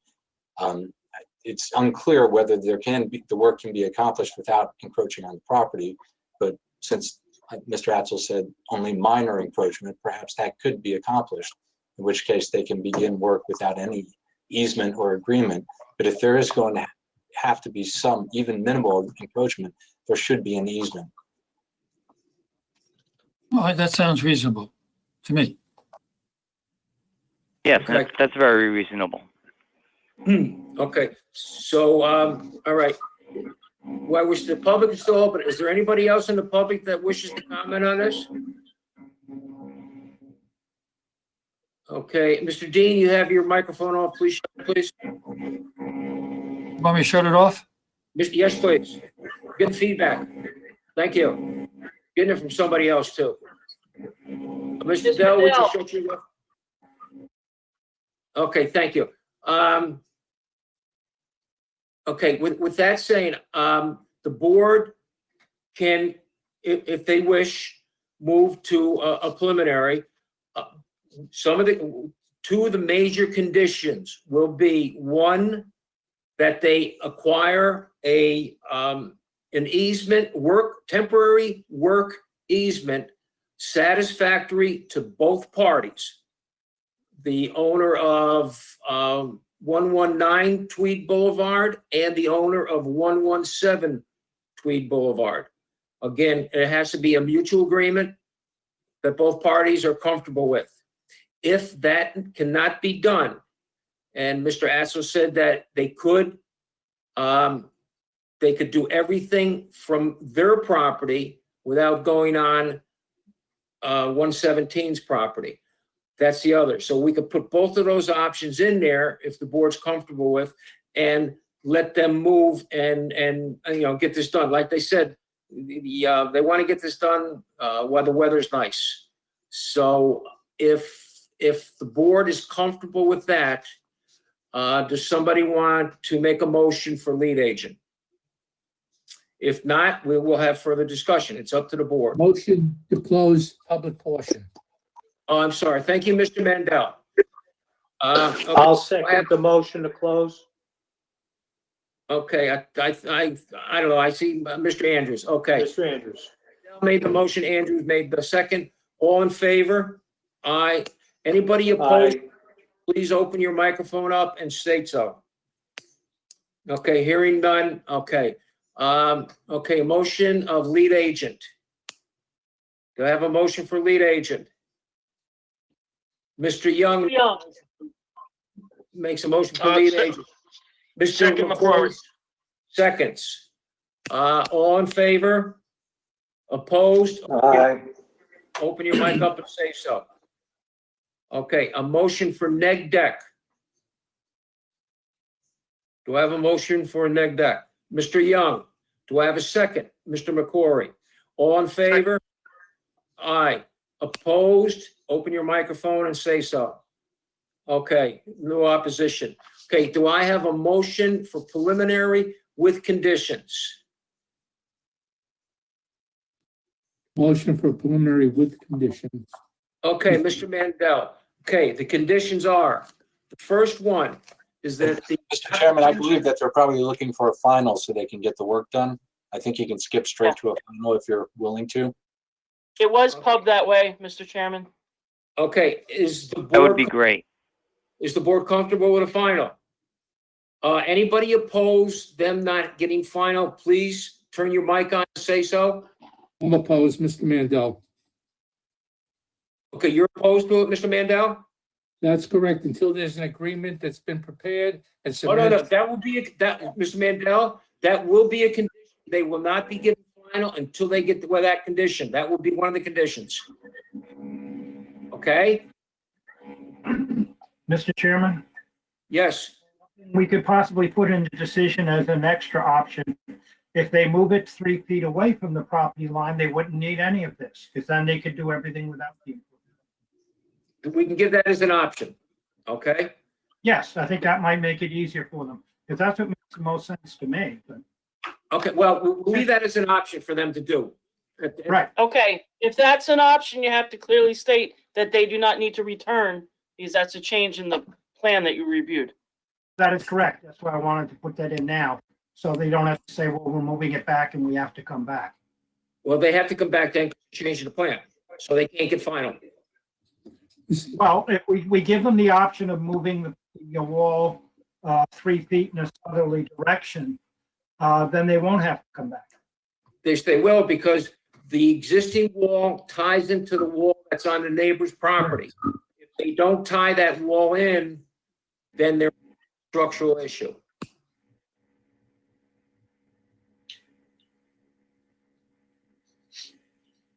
Okay, okay, Mr. Dell? Well, I look at it a little bit differently, but that's okay. I'm not going to hold this up much more, as long as they're going to do something to protect the encroachment. And we certainly made it a public record that building things along property lines in environmentally critical areas is not a good way to go. Okay, thank you. Okay, Mr. Mandel, would you go along with final if the conditions are that they get this easement one way or the other? Either they get the easement that they go on the property, or they do all the work from their property without going on the property. Would you be comfortable with that? It's impossible for them to do the work without going down to do some cleanup. That's an impossibility. I'm doing it from the top down. Somebody's gonna have to go on there to do this or that. So it's an impossibility for them not to go on that property, unless they're gonna lower somebody down on a rope to clean it up while not touching. Well, I think if a 2x4 drops over because somebody spilt it, I don't think there's going to be a problem with somebody walking on the picking up a 2x4. But not the 2x4. When you start ripping down that old wall, you're still going to have some debris going over.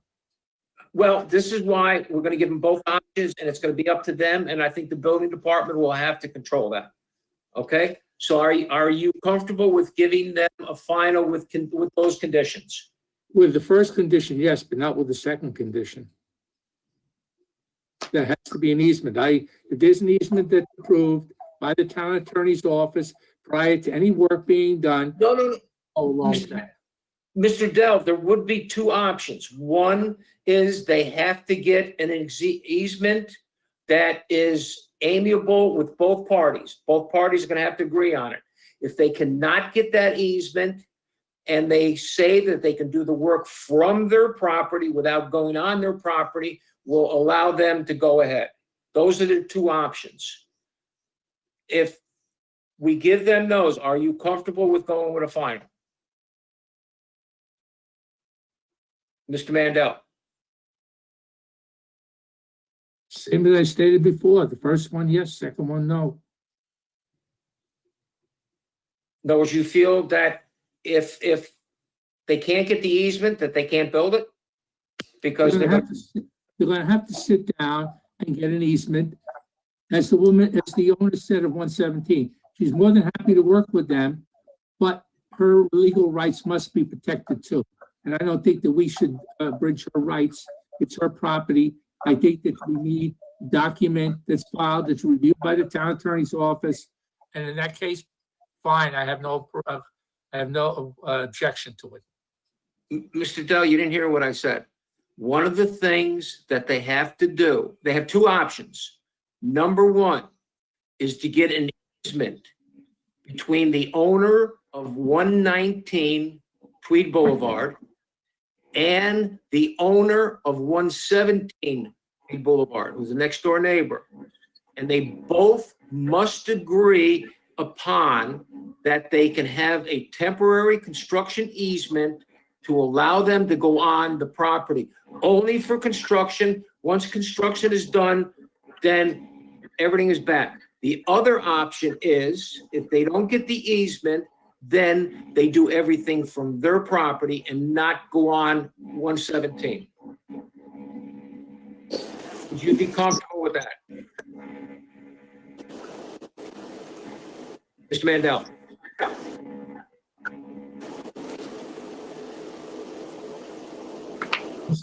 As I stated before, I have no objection to anything that has a legally binding agreement. I'm against.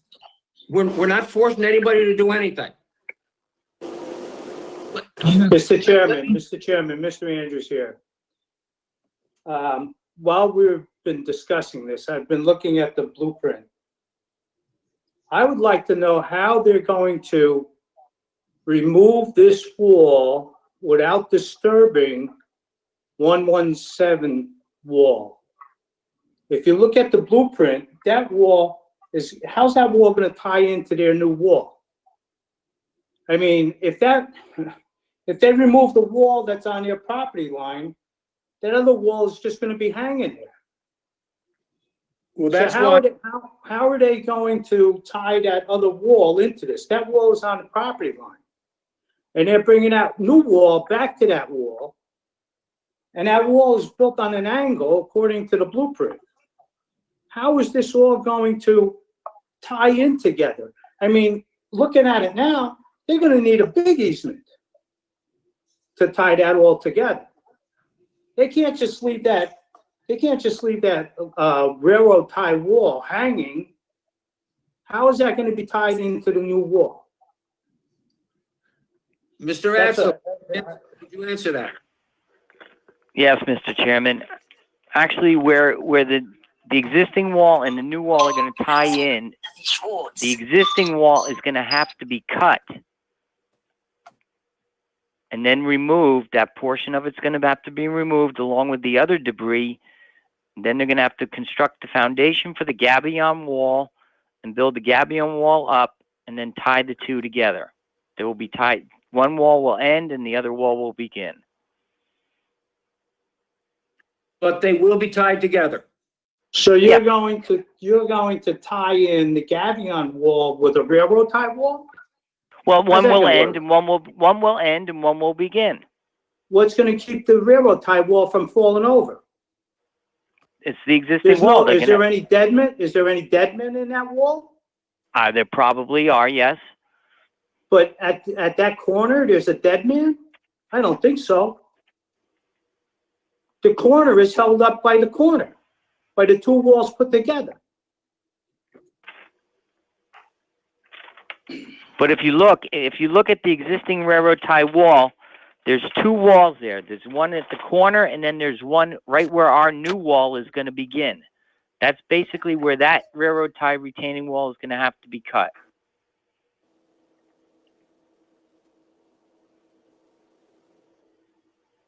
Is it gonna be cut, is it gonna be cut with, is it gonna be cut on the east side of that second wall? Or on the west side of that second wall? No, it's probably going to have to be cut on the east side of that second wall, of the easterly wall, on the downhill side.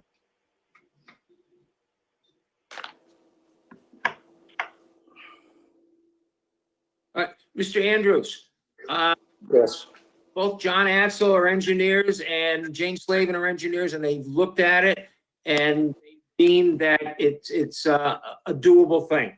I'm not an engineer, I really can't say, but if they say they can, they can. If not, they're gonna be in for a lot of lawsuits. So anyway, let's get back to where we are, if we're gonna proceed on this at all. I don't know, I'd like to poll the board right now as to see who would be willing to do final with the conditions, and the conditions of which are many, but the two biggest ones are that they have to obtain an easement between both property owners, the property owner of 119 Tweed Boulevard and the owner of 117 Tweed Boulevard, and have a temporary construction easement holding the owner of 117 Tweed Boulevard harmless for all work and whatever else legal ramifications have to go into it, and that the both parties, both owners of the property, both mutually sign it and they're both happy with it. If they aren't able to work with that, then the applicant can go ahead and do the construction from his side of the property and his side of the property only. Let me go right down the list and see who's happy with this and who's not. Mr. Young, would you be happy with those conditions? Mr. Young says yes. Mr. Dell?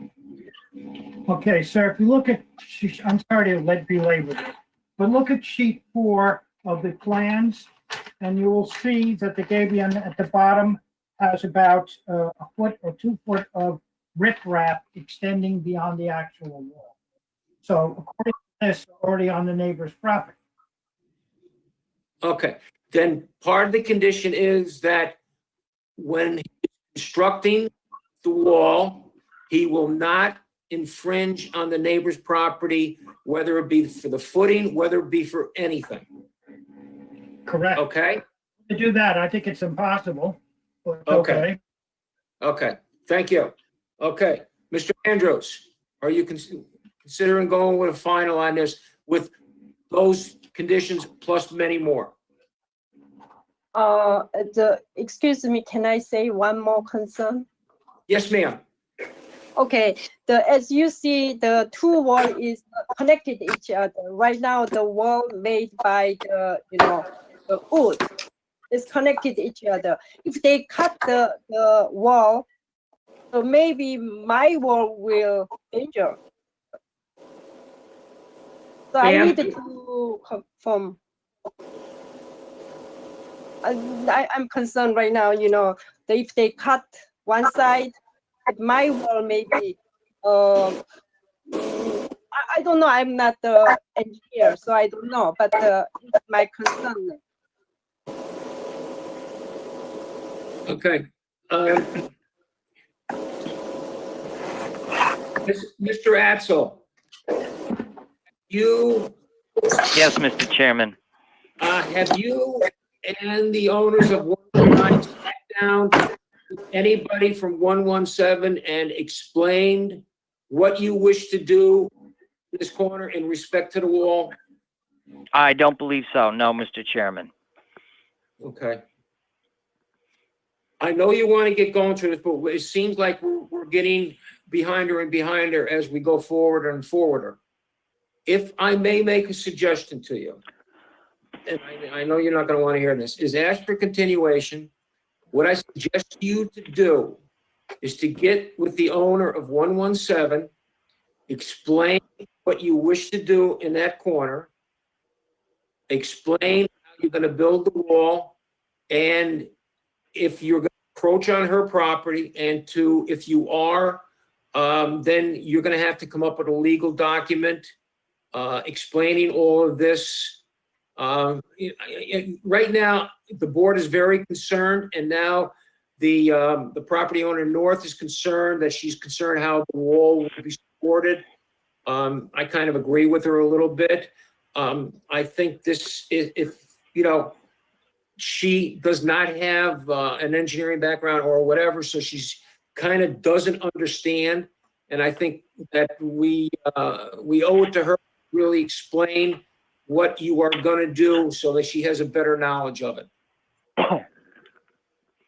Mr. Chairman, unless I agree with that. Unless Mr. Dean has some objection, I don't see why this wouldn't be a good idea at this point. If we go and we do not encroach on her land at all, then she should have no objection. Okay, Mr. Dean, if I may say something. Mr. Atzel said in his commentary that he would be cutting the wall. Ms. Chun's issue now is that will her wall stay up in the interim until you're able to tie the new wall? And I kind of agree with her. And I think, I'm not, like I said, I'm not an engineer. And I think that Mr. Atzel should, as an engineer, should go in and explain it to her so that she fully understands what is going on. And I believe that the board is concerned, and I know some of the members want to move forward on it. Some are a little reluctant on it. And the more we talk about it, and now that Mrs. Chun comes up, just stated that she's very, very concerned over it and doesn't understand it, I think it's our obligation that we explain it to her to the fullest so she knows exactly what's going to happen. I understand. Presently, her property has sunk quite a bit because her retaining walls on her side are failing. So she's going to need to replace her walls a substantial amount very soon. That's all I can state. Okay, like I said, we're not in to discuss her walls right now. I think if you talk to her, have your architect talk to her, explain what you're doing, maybe something can be worked out where you replace some of her walls. I don't know. It's got nothing to do with me. All I'm doing is just trying to help move this project along. But we have run into a couple roadblocks that I think we should be resolved before we go any further. I understand you want to get moving on this. The board feels the same way that you should be allowed to, but there are a lot of questions. And I think that you should really talk to the property owner first and then come back. And if you ask for a continuation and get back on the schedule, I don't think you're going to have to wait that long as you can satisfy her concerns. That's our biggest concern right now. Or if we just do not encroach on her land whatsoever. Again, we're going back to her concern is when you cut the wall, her wall from your wall, when you cut it loose, whether it will stay up or not. That is her concern. And I think it was Andrews said that on one of the plans, he saw that part of the footings was encroaching the property line. So I think these have to be resolved or should be satisfied before you do that. Come back. Okay, John, Axel? Yes. If the portion that they're talking about, that might, when we cut the wall, does that hold up any of her land or just our land? No, I believe all the walls are are tied together as one. That's why the board has a concern about it and the adjoining homeowner has a concern about it. And I think our structural engineer and you and her maybe should get together and take a look and see what has to be done. So her wall Okay, stays the way it is, rather than, you don't want to undermine the integrity of her wall, is basically what the board is saying. That's Okay. correct, Mr. Chairman. Yes. if we built the gabion wall inside the existing railroad tie wall between the properties, would that be a problem? Are you gonna leave the old railroad tie wall up then? If we can't disturb it, we may have to. Well, but then, right now, you're saying that it is falling down and that you wish to replace it. So if you go in, take That's all- on the other side. That's the one against our building, not against her property line. It's all one wall. It's all one wall. It's all tied into one another. The problem is if you go in behind the existing railroad tie wall on your property and take all that dirt out and put the gabion wall up and then leave the railroad tie wall there, it's going to be not supported and it could fall, taking her wall with it. I think what Mr. Atzel has said, you should, well, I can't tell you what to do, but I think you should look at it and have your engineers and architects look at that wall, because again, I'm not an engineer and I don't know if you cut your wall off it and leave that up, is that still structurally sound? I don't know. And Ms. Chun has a very legitimate point. She's concerned that if you do that, you're going to disturb her wall and make it worse or decay it so that it comes down. And she doesn't want to go through that cost without it. So I think. I agree with you then. I will try and talk with her and we'll adjourn this to the next meeting. Okay, Mr. Atzel, are you asking for a continuation? Yes, we're asking for continuation, possibly to the meeting on June 15th. That's available. We can do that.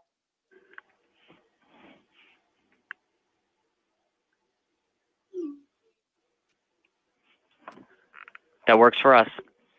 Okay. I just have to have a telephone number and a address number where mail or talk to the owner of 117. Ms. Slavin, do you have that information in your office? Yes, I do have the email that I received from Mrs. Chun. I will email her and ask for her contact info. That would be nice. Thank you.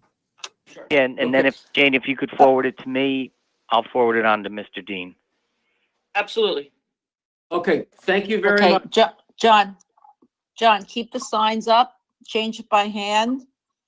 And this will not be noticed by neighbor letters because we're saying that the meeting is on the June 15th meeting. Understood. Okay. Thank you, guys. All right. All right. Thank you very much. Have a good one. Okay. Thank you very much for your time and consideration on this. We really appreciate it. Mr. Atzel, I Thank you really very hope much. it works out with the neighbors because I think this could be a nice project. Thank you again. Okay, thank you very much. Okay, next item on the agenda is PB 20-23, Henry Kaufman Campgrounds Master Plan.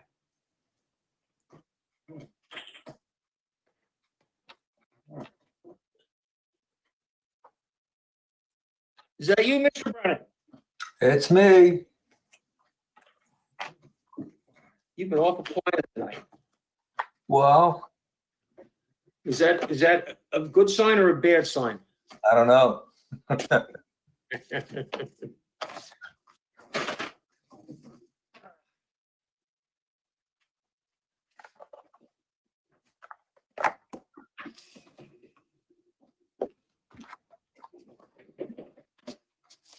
All right, Mr. Brenner. Okay, first I would like to introduce the team. The team from UJA, the property owners represent Kevin Coran, who's the Director of Real Estate. The camp operator is Dave Schmelzer. The ZOR owner's representative is here, Victoria Innes, excuse me, and the engineer from StarTech, Troy, and he's on his own, Troy W, because that second name is pretty rough. Okay. I wouldn't even try that second name. Okay. If you like to, I'll go into the history of the project and we'll go from that point on. I think we should take one at a time if it's all right with you. Yes, please. Okay, we'll take the master plan first.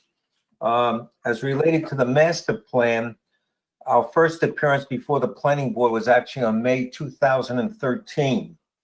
After receiving instructions from the planning board and the director of OBZAC at that time, a draft of the plan was submitted on July 24th, 2013. The planning board permitted the development to proceed in stages with the provision that the final approval is to be granted before work could proceed on any of the stages. Details studies were conducted, meetings were held with the community, and based on the findings, an amendment to the master plan was submitted on January 29th, 2018. The board granted preliminary approval of the amended master plan on February 28th, 2018, which was filed on March 19th, 2018. And the application for final approval was submitted on March 19th of this year, and that's primarily what we are looking for. At this time, I also would like to have Mr. Kevin Coran has a statement as related to the camp, its history, and what had been done in the prior time. So Kevin, can you speak now? Take it off mute, Kevin. Good. I'm off mute. Hi, I'm Kevin Quinn, Director of Real Estate for UJA. I think everybody on the board by this time knows that we've been camping. There's been camping activities at Henry Kaufman campgrounds going back to the 1950s. In this process in recent years, in terms of refining the master plan and through the approvals process, we've been very attentive to the neighbors' concerns, and we're here today to see if we can advance the project. You all know that this camping serves children largely from New York City, but other counties, and children with special needs. Camp Sunrise, for instance, is a camp for children with cancer and their well siblings. So we want to be a good neighbor to the community, and we believe that our plan is in keeping with that, and we hope that we can present that today successfully.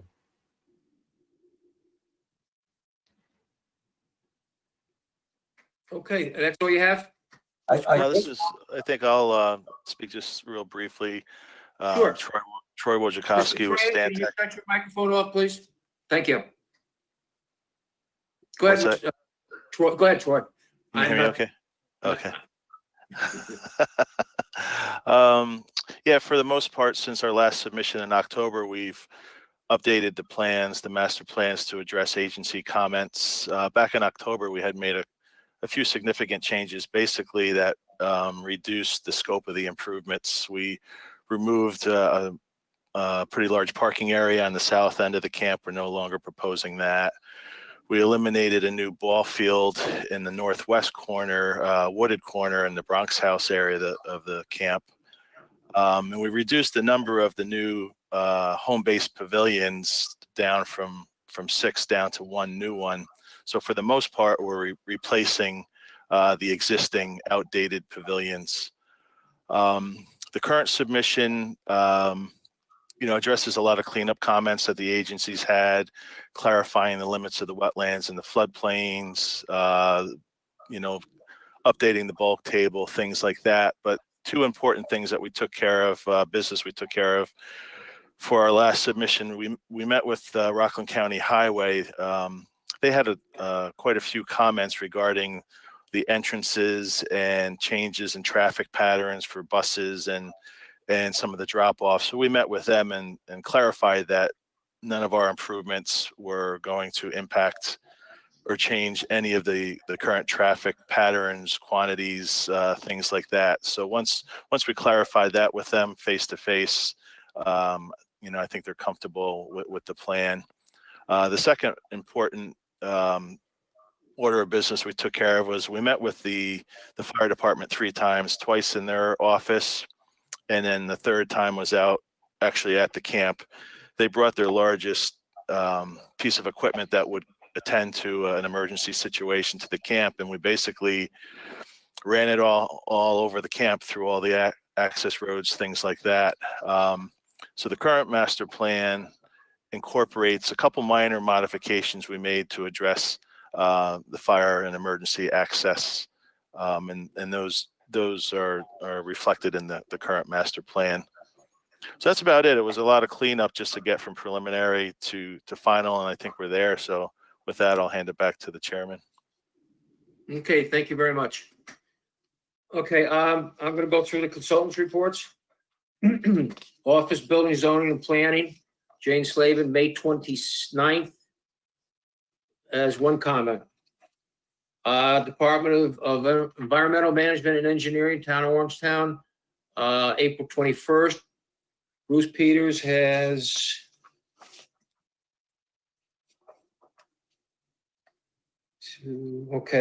has 9 comments. Mr. Brenner, do you want to comment on any of these? We're okay with those comments. Thank you. Okay, Rockland County Department of Planning, April 10th. They have 11 comments. Rockland County Drainage, April 21st. Okay,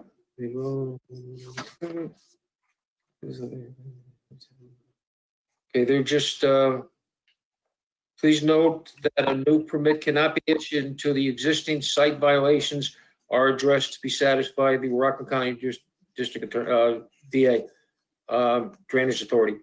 Okay. We've been given until October 31st to remove certain areas of paved area, which we are prepared to do. As soon as we get to the point where we can proceed with the project, we will remove the paved areas. We have paid the fine on it, and we will correct the situation. The permit is subject to the removal of these paved areas, which we will do. Okay, thank you. Another letter from Rockland Drainage, April 29th. This is to Mr. Brenner. And it says that you granted October 31st. This is the final extension. Okay, and I have a copy of the master plan dated April 22nd, 2020. I have a letter. I guess it's just a summary from Santec Consulting Services pertaining to the master plan, which is dated March 6, 2020. Okay, that's all I have. Cheryl, is there anything else?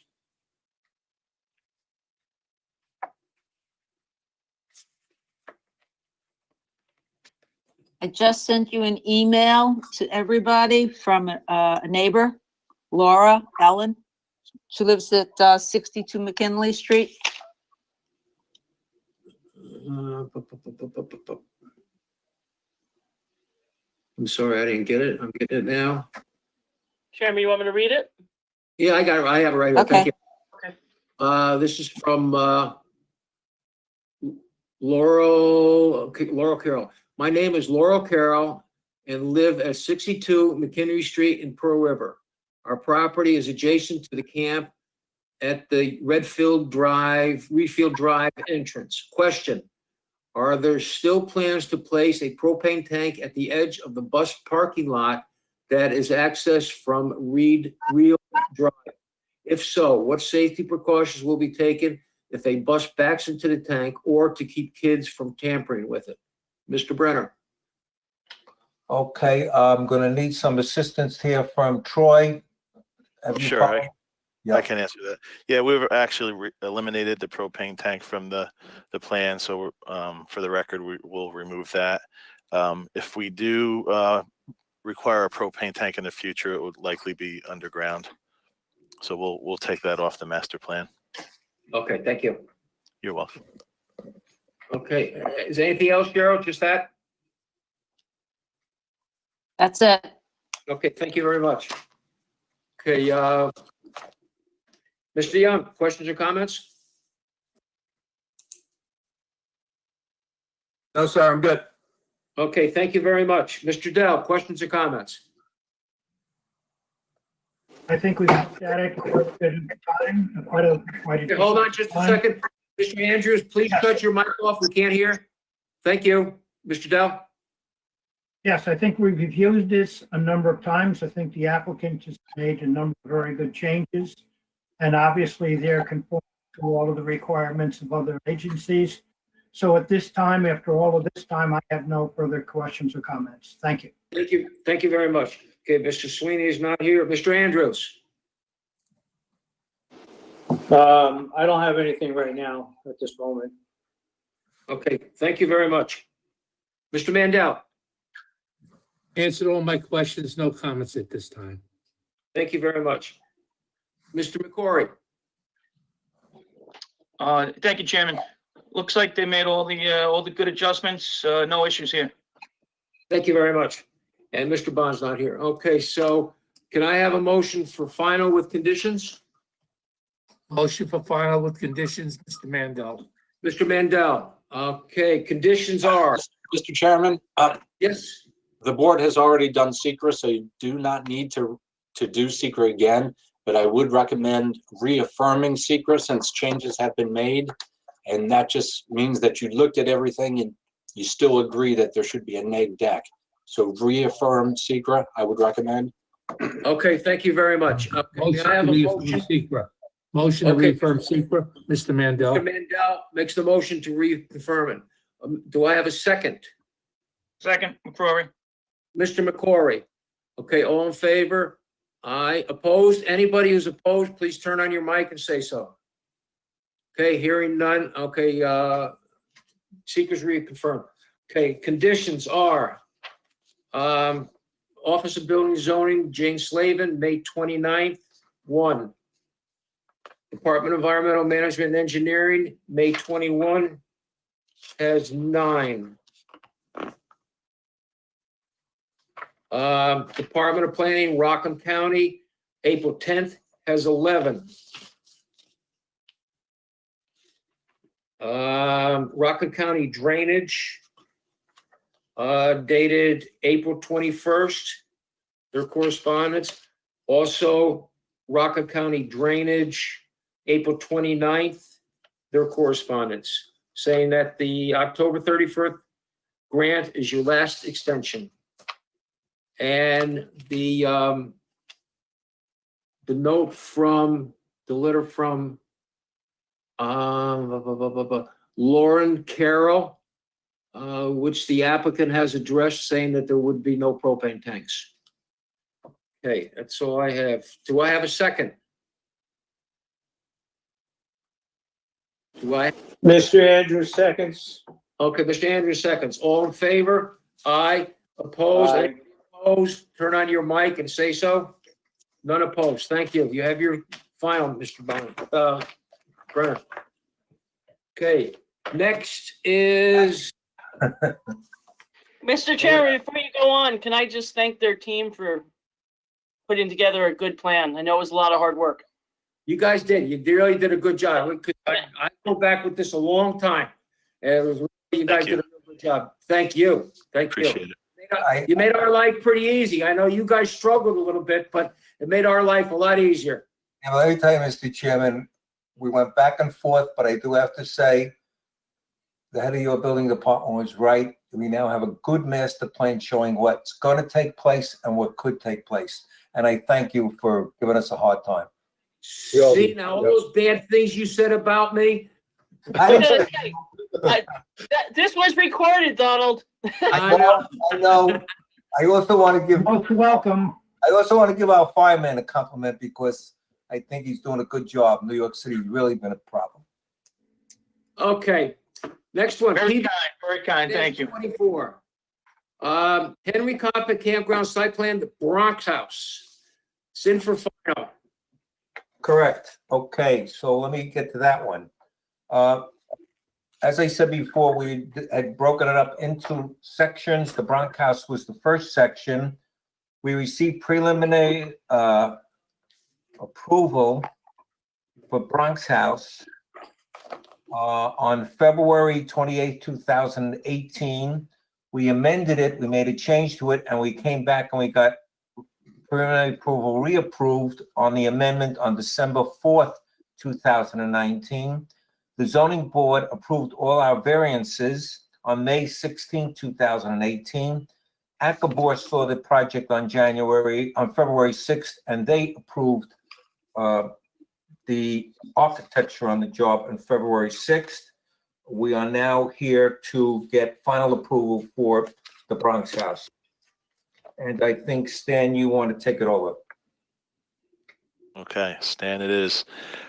Sure, just real briefly, just to remind you, the Bronx House area of the property is the only area on the, I guess, the north or the west side of the Narishwan Brook. The project is going to consist of the replacement of 2 outdated pavilions with 2 new home bases that will be larger. We're also proposing an aquatic center and reorienting the backstop of the existing baseball field and some minor grading in the one corner of the soccer field. Since our last submission in October kind of laid out the layout changes, so this submission for final included basically all the engineering involved with the layout changes that the board approved in October. You know, again, it's a lot of cleanup of agency comments, clarifying wetlands and floodplain limits. We updated the SWIP. We did receive drainage approval from Brooker last minute, maybe 3 or 4 hours ago. So that's a good thing. We provided an analysis of the existing sanitary pump station for the engineering department to show that you know, was in good shape to handle the project, although we don't expect a real increase in flows at all. So we actually reduced the scope of the soccer field from what we had previous. We're only going to do a little bit of grading where the existing play field kind of drops off topo wise. So the sorry about that, my cat. So excuse me. So the right. So just a very minor bit of grading in the one corner of the existing play field is all we're proposing there. And we added a turnaround that the fire department had requested, and that's shown on the current plans. So that's basically it. I'd like to hand it back to the chairman. Okay, thank you very much. You're welcome. Let me go through the consultants' reports. Office of Building, Zoning, Planning and Administration, Jane Slavin, May 29th. She has 6 Chairman? comments. Yes, I would just like them to confirm number 3. number 3. The setback 203 feet 2 inches to the improved ball field BH-1 does not match the ZBA's decision number 18-289, May 16th, 2018 of 204. Plan must be revised to match ZBA's approved plan. Mr. Brenner. I can speak to that actually. That's fine. Okay, I'm sorry. Yeah, I'm sorry. That's a measurement to to the edge of a playing field. So I think that's really just a CAD drafting rounding error. So we'll adjust that to match the zoning variance that was issued. That's no problem. Okay, Mr. Dell? Number 4 and 5 of that letter from Ms. Slavin are questions. So I think Okay, I will read them in. Number 4, what improvements are proposed for the ball field? Number 5, the square footage of the home base pavilion HB-BH-1 is indicated as 5,816 on the plan. However, the building chart on the master plan indicates shelter number 17 is 6,057, which is correct. The 5,816 square feet. Yeah, we have references kind of all over the place between the tables and call outs and various areas, and the final architectural plans actually reduced the square footage of the home base from 6,054 to 5,816. So that will reflect that in all the different areas and the tables, et cetera. Okay, thank you. What about what improves? Mr. Chairman, you have to answer number 4. Well, I just said that, Mr. Dell. Okay, what improvements are proposed for the ball field? So the ball field is the baseball field, and the only thing that No, we're it's the play. I'm sorry, Troy. It's the play field. the play field. Okay, more of the soccer field. Yeah, that's an existing kind of general purpose field that they use for soccer. Kind of has that dimension to it. And the only thing we're proposing is in the northeast corner of it. It kind of drops off. So it's probably grading of maybe 15% of the field just to add a little bit of fill in the one corner. So it's not stripping it. It's a grass field as it is. So it's staying grass. It's staying grass, and we're impacting, I estimate, maybe 10% in the one corner just to add a little fill to level that off. Okay, and that'll be seeded to match. Okay, thank you. You're welcome. Okay, Department of Environmental Management and Engineering, dated April 21st. I want a little clarification on number 1.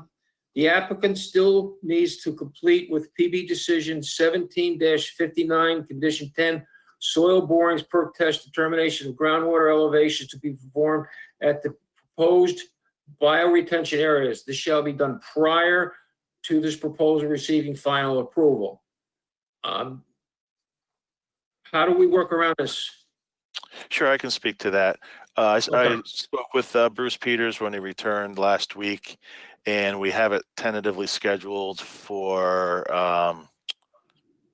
the next week. Yeah, for next week. And the storm facilities that we have proposed are bioretention areas that don't rely on percolation into the ground. So we simply have to excavate test pits to confirm that we don't have bedrock too shallow. And we actually have borings that were performed very close to the bioretention areas for the building construction that show that the bedrock is deep in those areas. So we don't expect any issues. So we'll go through the formality of preparing that, and Bruce's office will either witness them if they can. If not, I'll certify to the results. Okay, let me ask the town attorney, if perchance they do go to final, can we give them a final with that condition being satisfied? Or do we have, because he says that this has to be satisfied before receiving final. Yeah, I actually spoke to Bruce one time about that, and he said he has no problem as long as you can give that condition and give final with that condition as long as they comply. He doesn't expect you to wait until it's done to give final. Okay, because the way he's saying it here, we can't go any further until they satisfy this. And I personally think that's wrong. If they could satisfy it, why hold them up? And I asked him about that, and I agree with you. The way he phrased it is misleading, but he doesn't have any problem with you giving final. Okay, thank you very much. Okay, Department of Environmental Management Engineering, Bruce Peters, April 21st. He has 25 items. We're okay. Okay, thank you. Wait a minute. I'm messing my paperwork up here. Okay, Rockland County Department of Planning, April 10th. They have 9. Rockland County Drainage, April 21st. Their letter, and again, I see the same letter that was in for the site plan. That the new permit will not be issued until the existing violation straightened out. You have till October 21st or whatever it is on that. Okay, thank you. I have a letter from Vince Alaverdi, Alatieri. Again, I'm sorry. Dear Mrs. Cooper says, be advised, we have given the application until May 1st, 2020 to complete the remedial activities which would address their violations. Okay. That's an old letter. That's been replaced by your new letter. Okay. Okay. I have another letter from, oh man. I don't want to, I'm just going to date the letter as April 22nd. And I'm going to really. That's worse than my name. It is. Huh? It's worse than than your name, Troy. I mean, it is. But anyway, Cheryl knows which letter I'm talking about because she's probably laughing her head off. Says to the town of Orangetown Planning with copies of the zoning board appeals and building permits, please see attached PDF copy of the Rockland County Drainage Agency letter regarding the above referenced subject for your information. To date, the site violations have not been abated. The Rockland County Drainage recommends that the municipal land use boards and departments ensure that the applicant will do it. Okay. I also have from Santex, March 6. I guess it's just a summary. And that's it. Cheryl, do you have anything else? Yes, I emailed a Brooker letter to you about an hour before the meeting, stated today. I didn't get that. I'm sorry. Let me go back. Did you stop laughing yet about that name? It's okay. I think you also have to acknowledge the April 29th letter from Rockland County Drainage. I thought The I one did that. extending the permit. Oh, okay. I have it in the other package. Do you know which one I'm talking about? It says that it's extended to October 30th. So could you put that in for me, please? Okay, Yes. Let me get this one from Booker.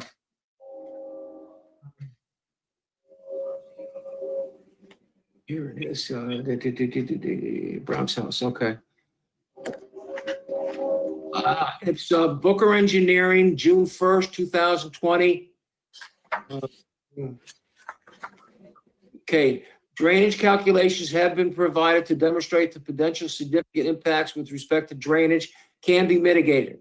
The plan submitted for this revision maintains the overall drainage mitigation measures. We therefore recommend that the Henry Kaufman Campground Site Plan Bronx House be approved for drainage with the above project comments, and which there are of 2 project comments, 2. Oh, thank you, Cheryl. Okay, Mr. Young. No comments, sir. Thank you, sir. Mr. Dell. Same as the last item. They've done a good job. It's been a long time and they've listened to everything, and all of our experts and advisors have done their job, and the board members, I think, have done their due diligence. So nothing else. Thank you. Thank you very much. Mr. Sweeney's not here. Mr. Andrews. No comments right now. Thank you very Good much. job. Mr. Mandel. No comments. Glad to see it's finally finished. Thank you very much. Mr. McCory. Thank you, Chairman. Just to clear it up, I think it came up in the last item too, with the Rockland County Drainage Agency. Was this violation cleared and there's going to be a permit? Yes, we filed the permit. We paid the fine because the thing was done. And they are requesting that we move so many square feet of paved area to make it from impervious to pervious. We submitted an application. We showed what we're going to do. They've accepted what we're going to do. They just want us to do it. And that's why they get that time. Yeah. All right, yeah, that's good. I'm good with all the conditions and all the adjustments made. Thank you. Okay, thank you, Mr. McCory. I would like to, I think right now, we're gonna go with formal, final. I think we should reconfirm that deck. Mr. Chairman, before you go Yes, there, ma'am. Yes, I did ma'am. have a comment, comments that came in. I think they were actually on the last application, but like I crossed over in time here. It's from Kevin McCormick, 83 Sickletown Road. Why is there no public comment on the master plan? That was at 9:18. I think it was probably as you were voting. My questions are, how do we get the final review? There continues to be a spreading out of the large wood chip pile near our property, which continues to impact drainage. At the last meeting, there was a discussion about retention ponds, but we did not feel it was finalized. Lastly, we were under the impression that no work would begin on other areas until drainage was addressed.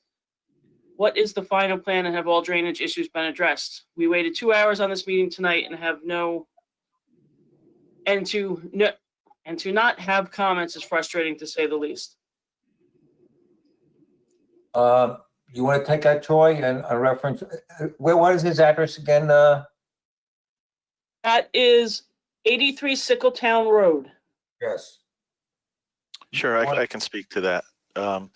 We have a separate site plan application for what we call Sickletown drainage improvements, and it includes a detention basin and a cutoff swale close to the Sickletown Road entrance. We submitted that in October and received comments from the town engineer, which we are reviewing. Other possible alternatives, feasibility from a hydraulic standpoint and from a permitting standpoint, because Mr. Peters asked us to. So we're currently looking at other alternatives, and we anticipate resubmitting that site plan in the very near future. Troy, can you explain if there's any impact from the work in the Bronx House area in relationship to that drainage project that you're preparing and working with Bruce Peters on? Sure. Yeah, the Bronx House area is on the other side of the brook, so there's no connection whatsoever.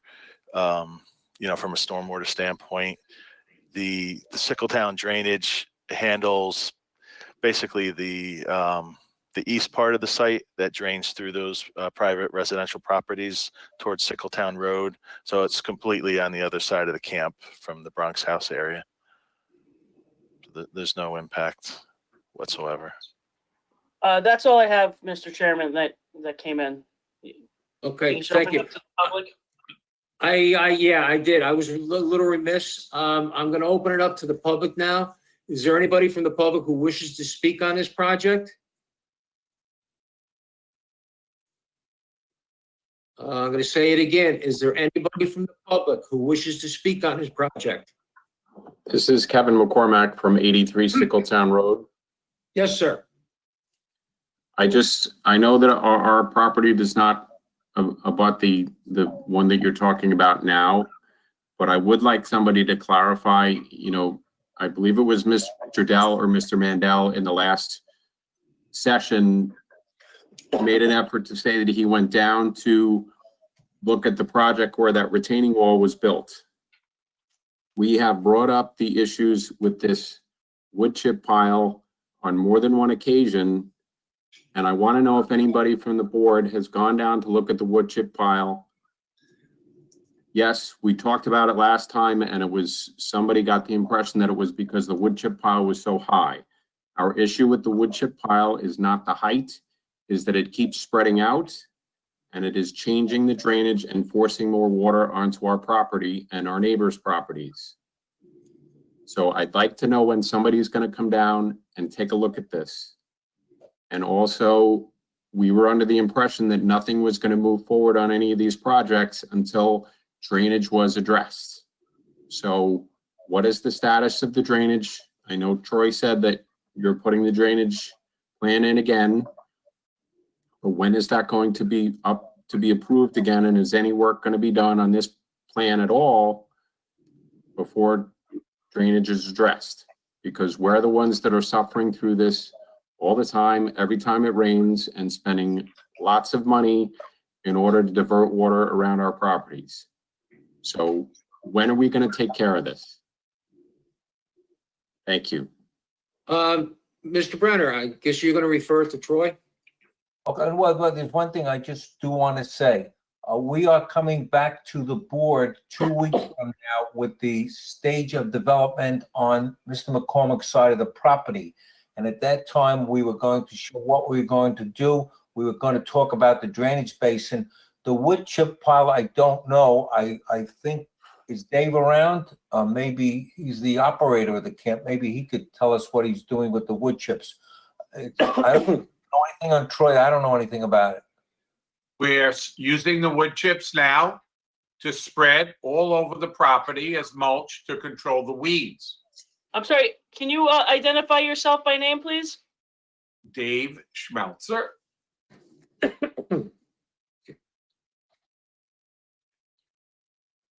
He is the director of the camp, the operation of the camp. And he's used these wood chips, as I said, this is done every year where they spread it around so that they can control the weeds on the property. Okay. Mr. Chairman, may I speak again? Yes, go ahead. This is Kevin McCormack again. Our issue has nothing to do with the use of the wood chips. We are very happy that you use wood chips wherever you need them. Our challenge is the storage of the wood chips and the fact that the area that you're putting them in is getting bigger and bigger and bigger. I have pictures to prove it. And the wood chip pile is going over into an area where water used to drain, and it's forcing that water onto the neighbors' properties.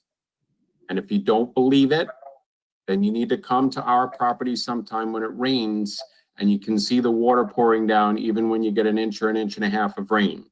And I'm tired of talking about this.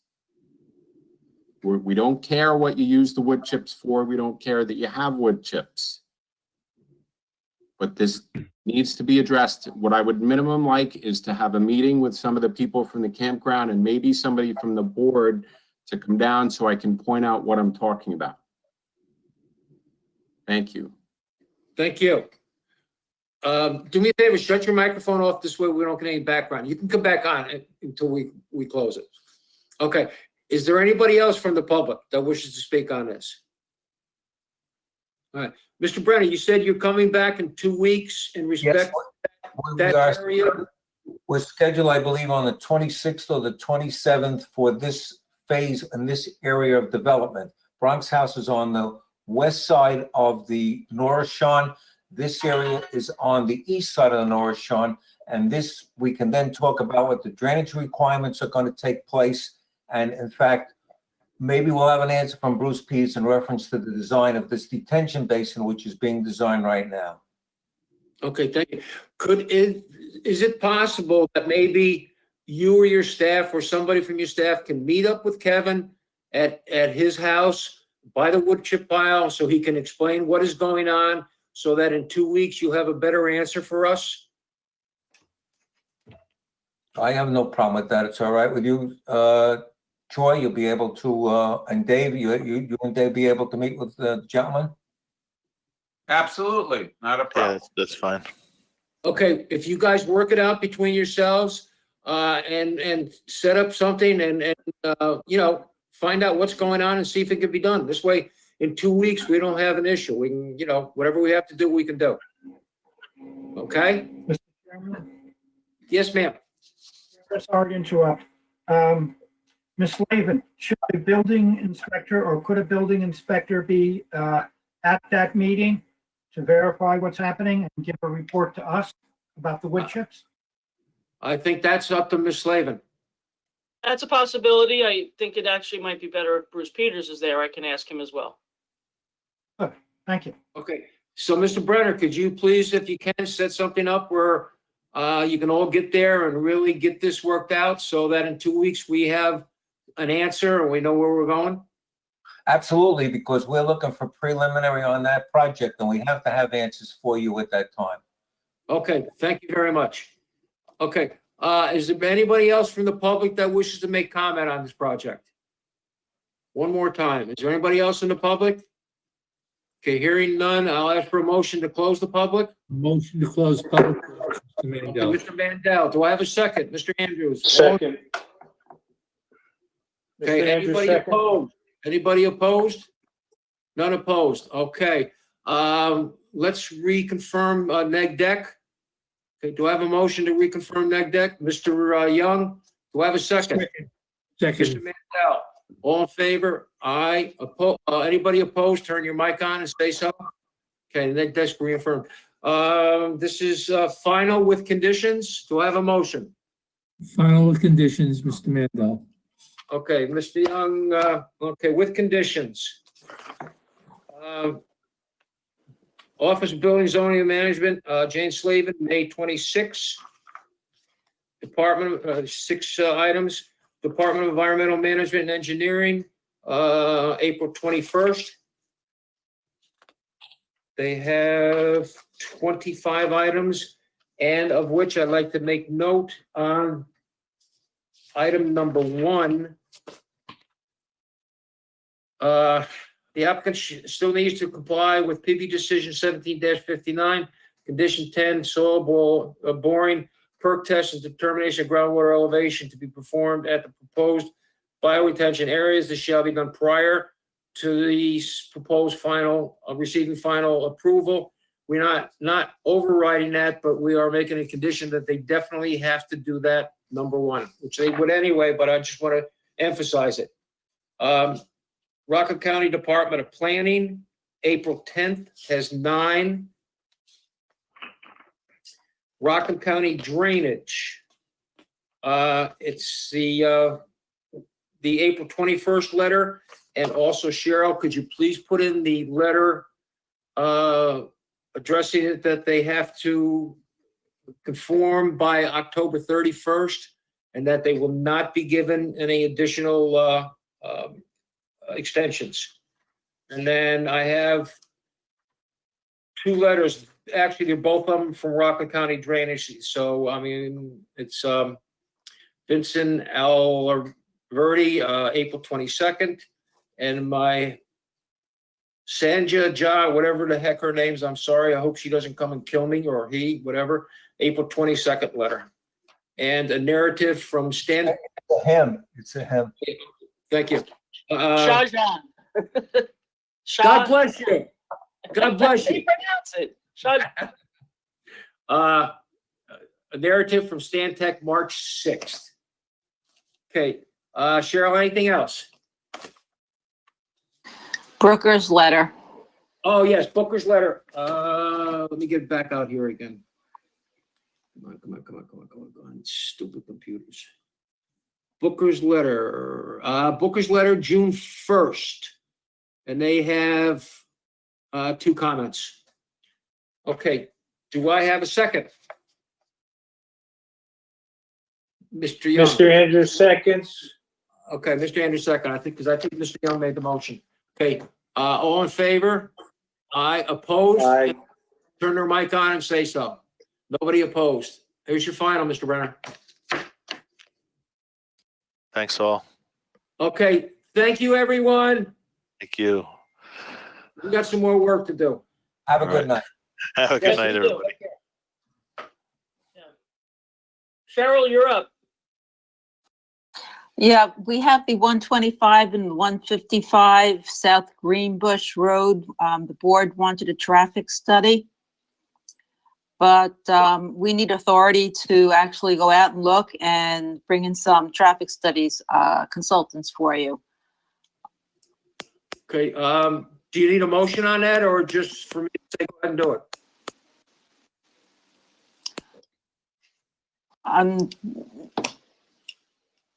you could just give us the authority to go out and start looking. It may not be that great a time to do a traffic study because of the current situation. So we thought we'd just try and get some on retainer, and then when the appropriate time comes, we can then ask them to do the study. Okay, please do that if the board agrees. If somebody disagrees. Mr. Please. Chairman, I would take a vote on that. If someone make the resolution. You want a recommendation? Okay. Yeah, it has to be a resolution. Yeah, someone, I think Okay. there should be a vote on it. This board acts by majority vote, so. Okay, I'd like to make a resolution that the board allows the town to hire a traffic study. And I'd like to have somebody make that motion, please. I'll Motion, make that motion. Okay, Mr. We're Mandel, obtaining the pricing now, and we will come back to the board with the pricing. And then you will Okay. select a consultant. okay, and Mr. Dell, second in favor? Yeah. Aye, opposed? None.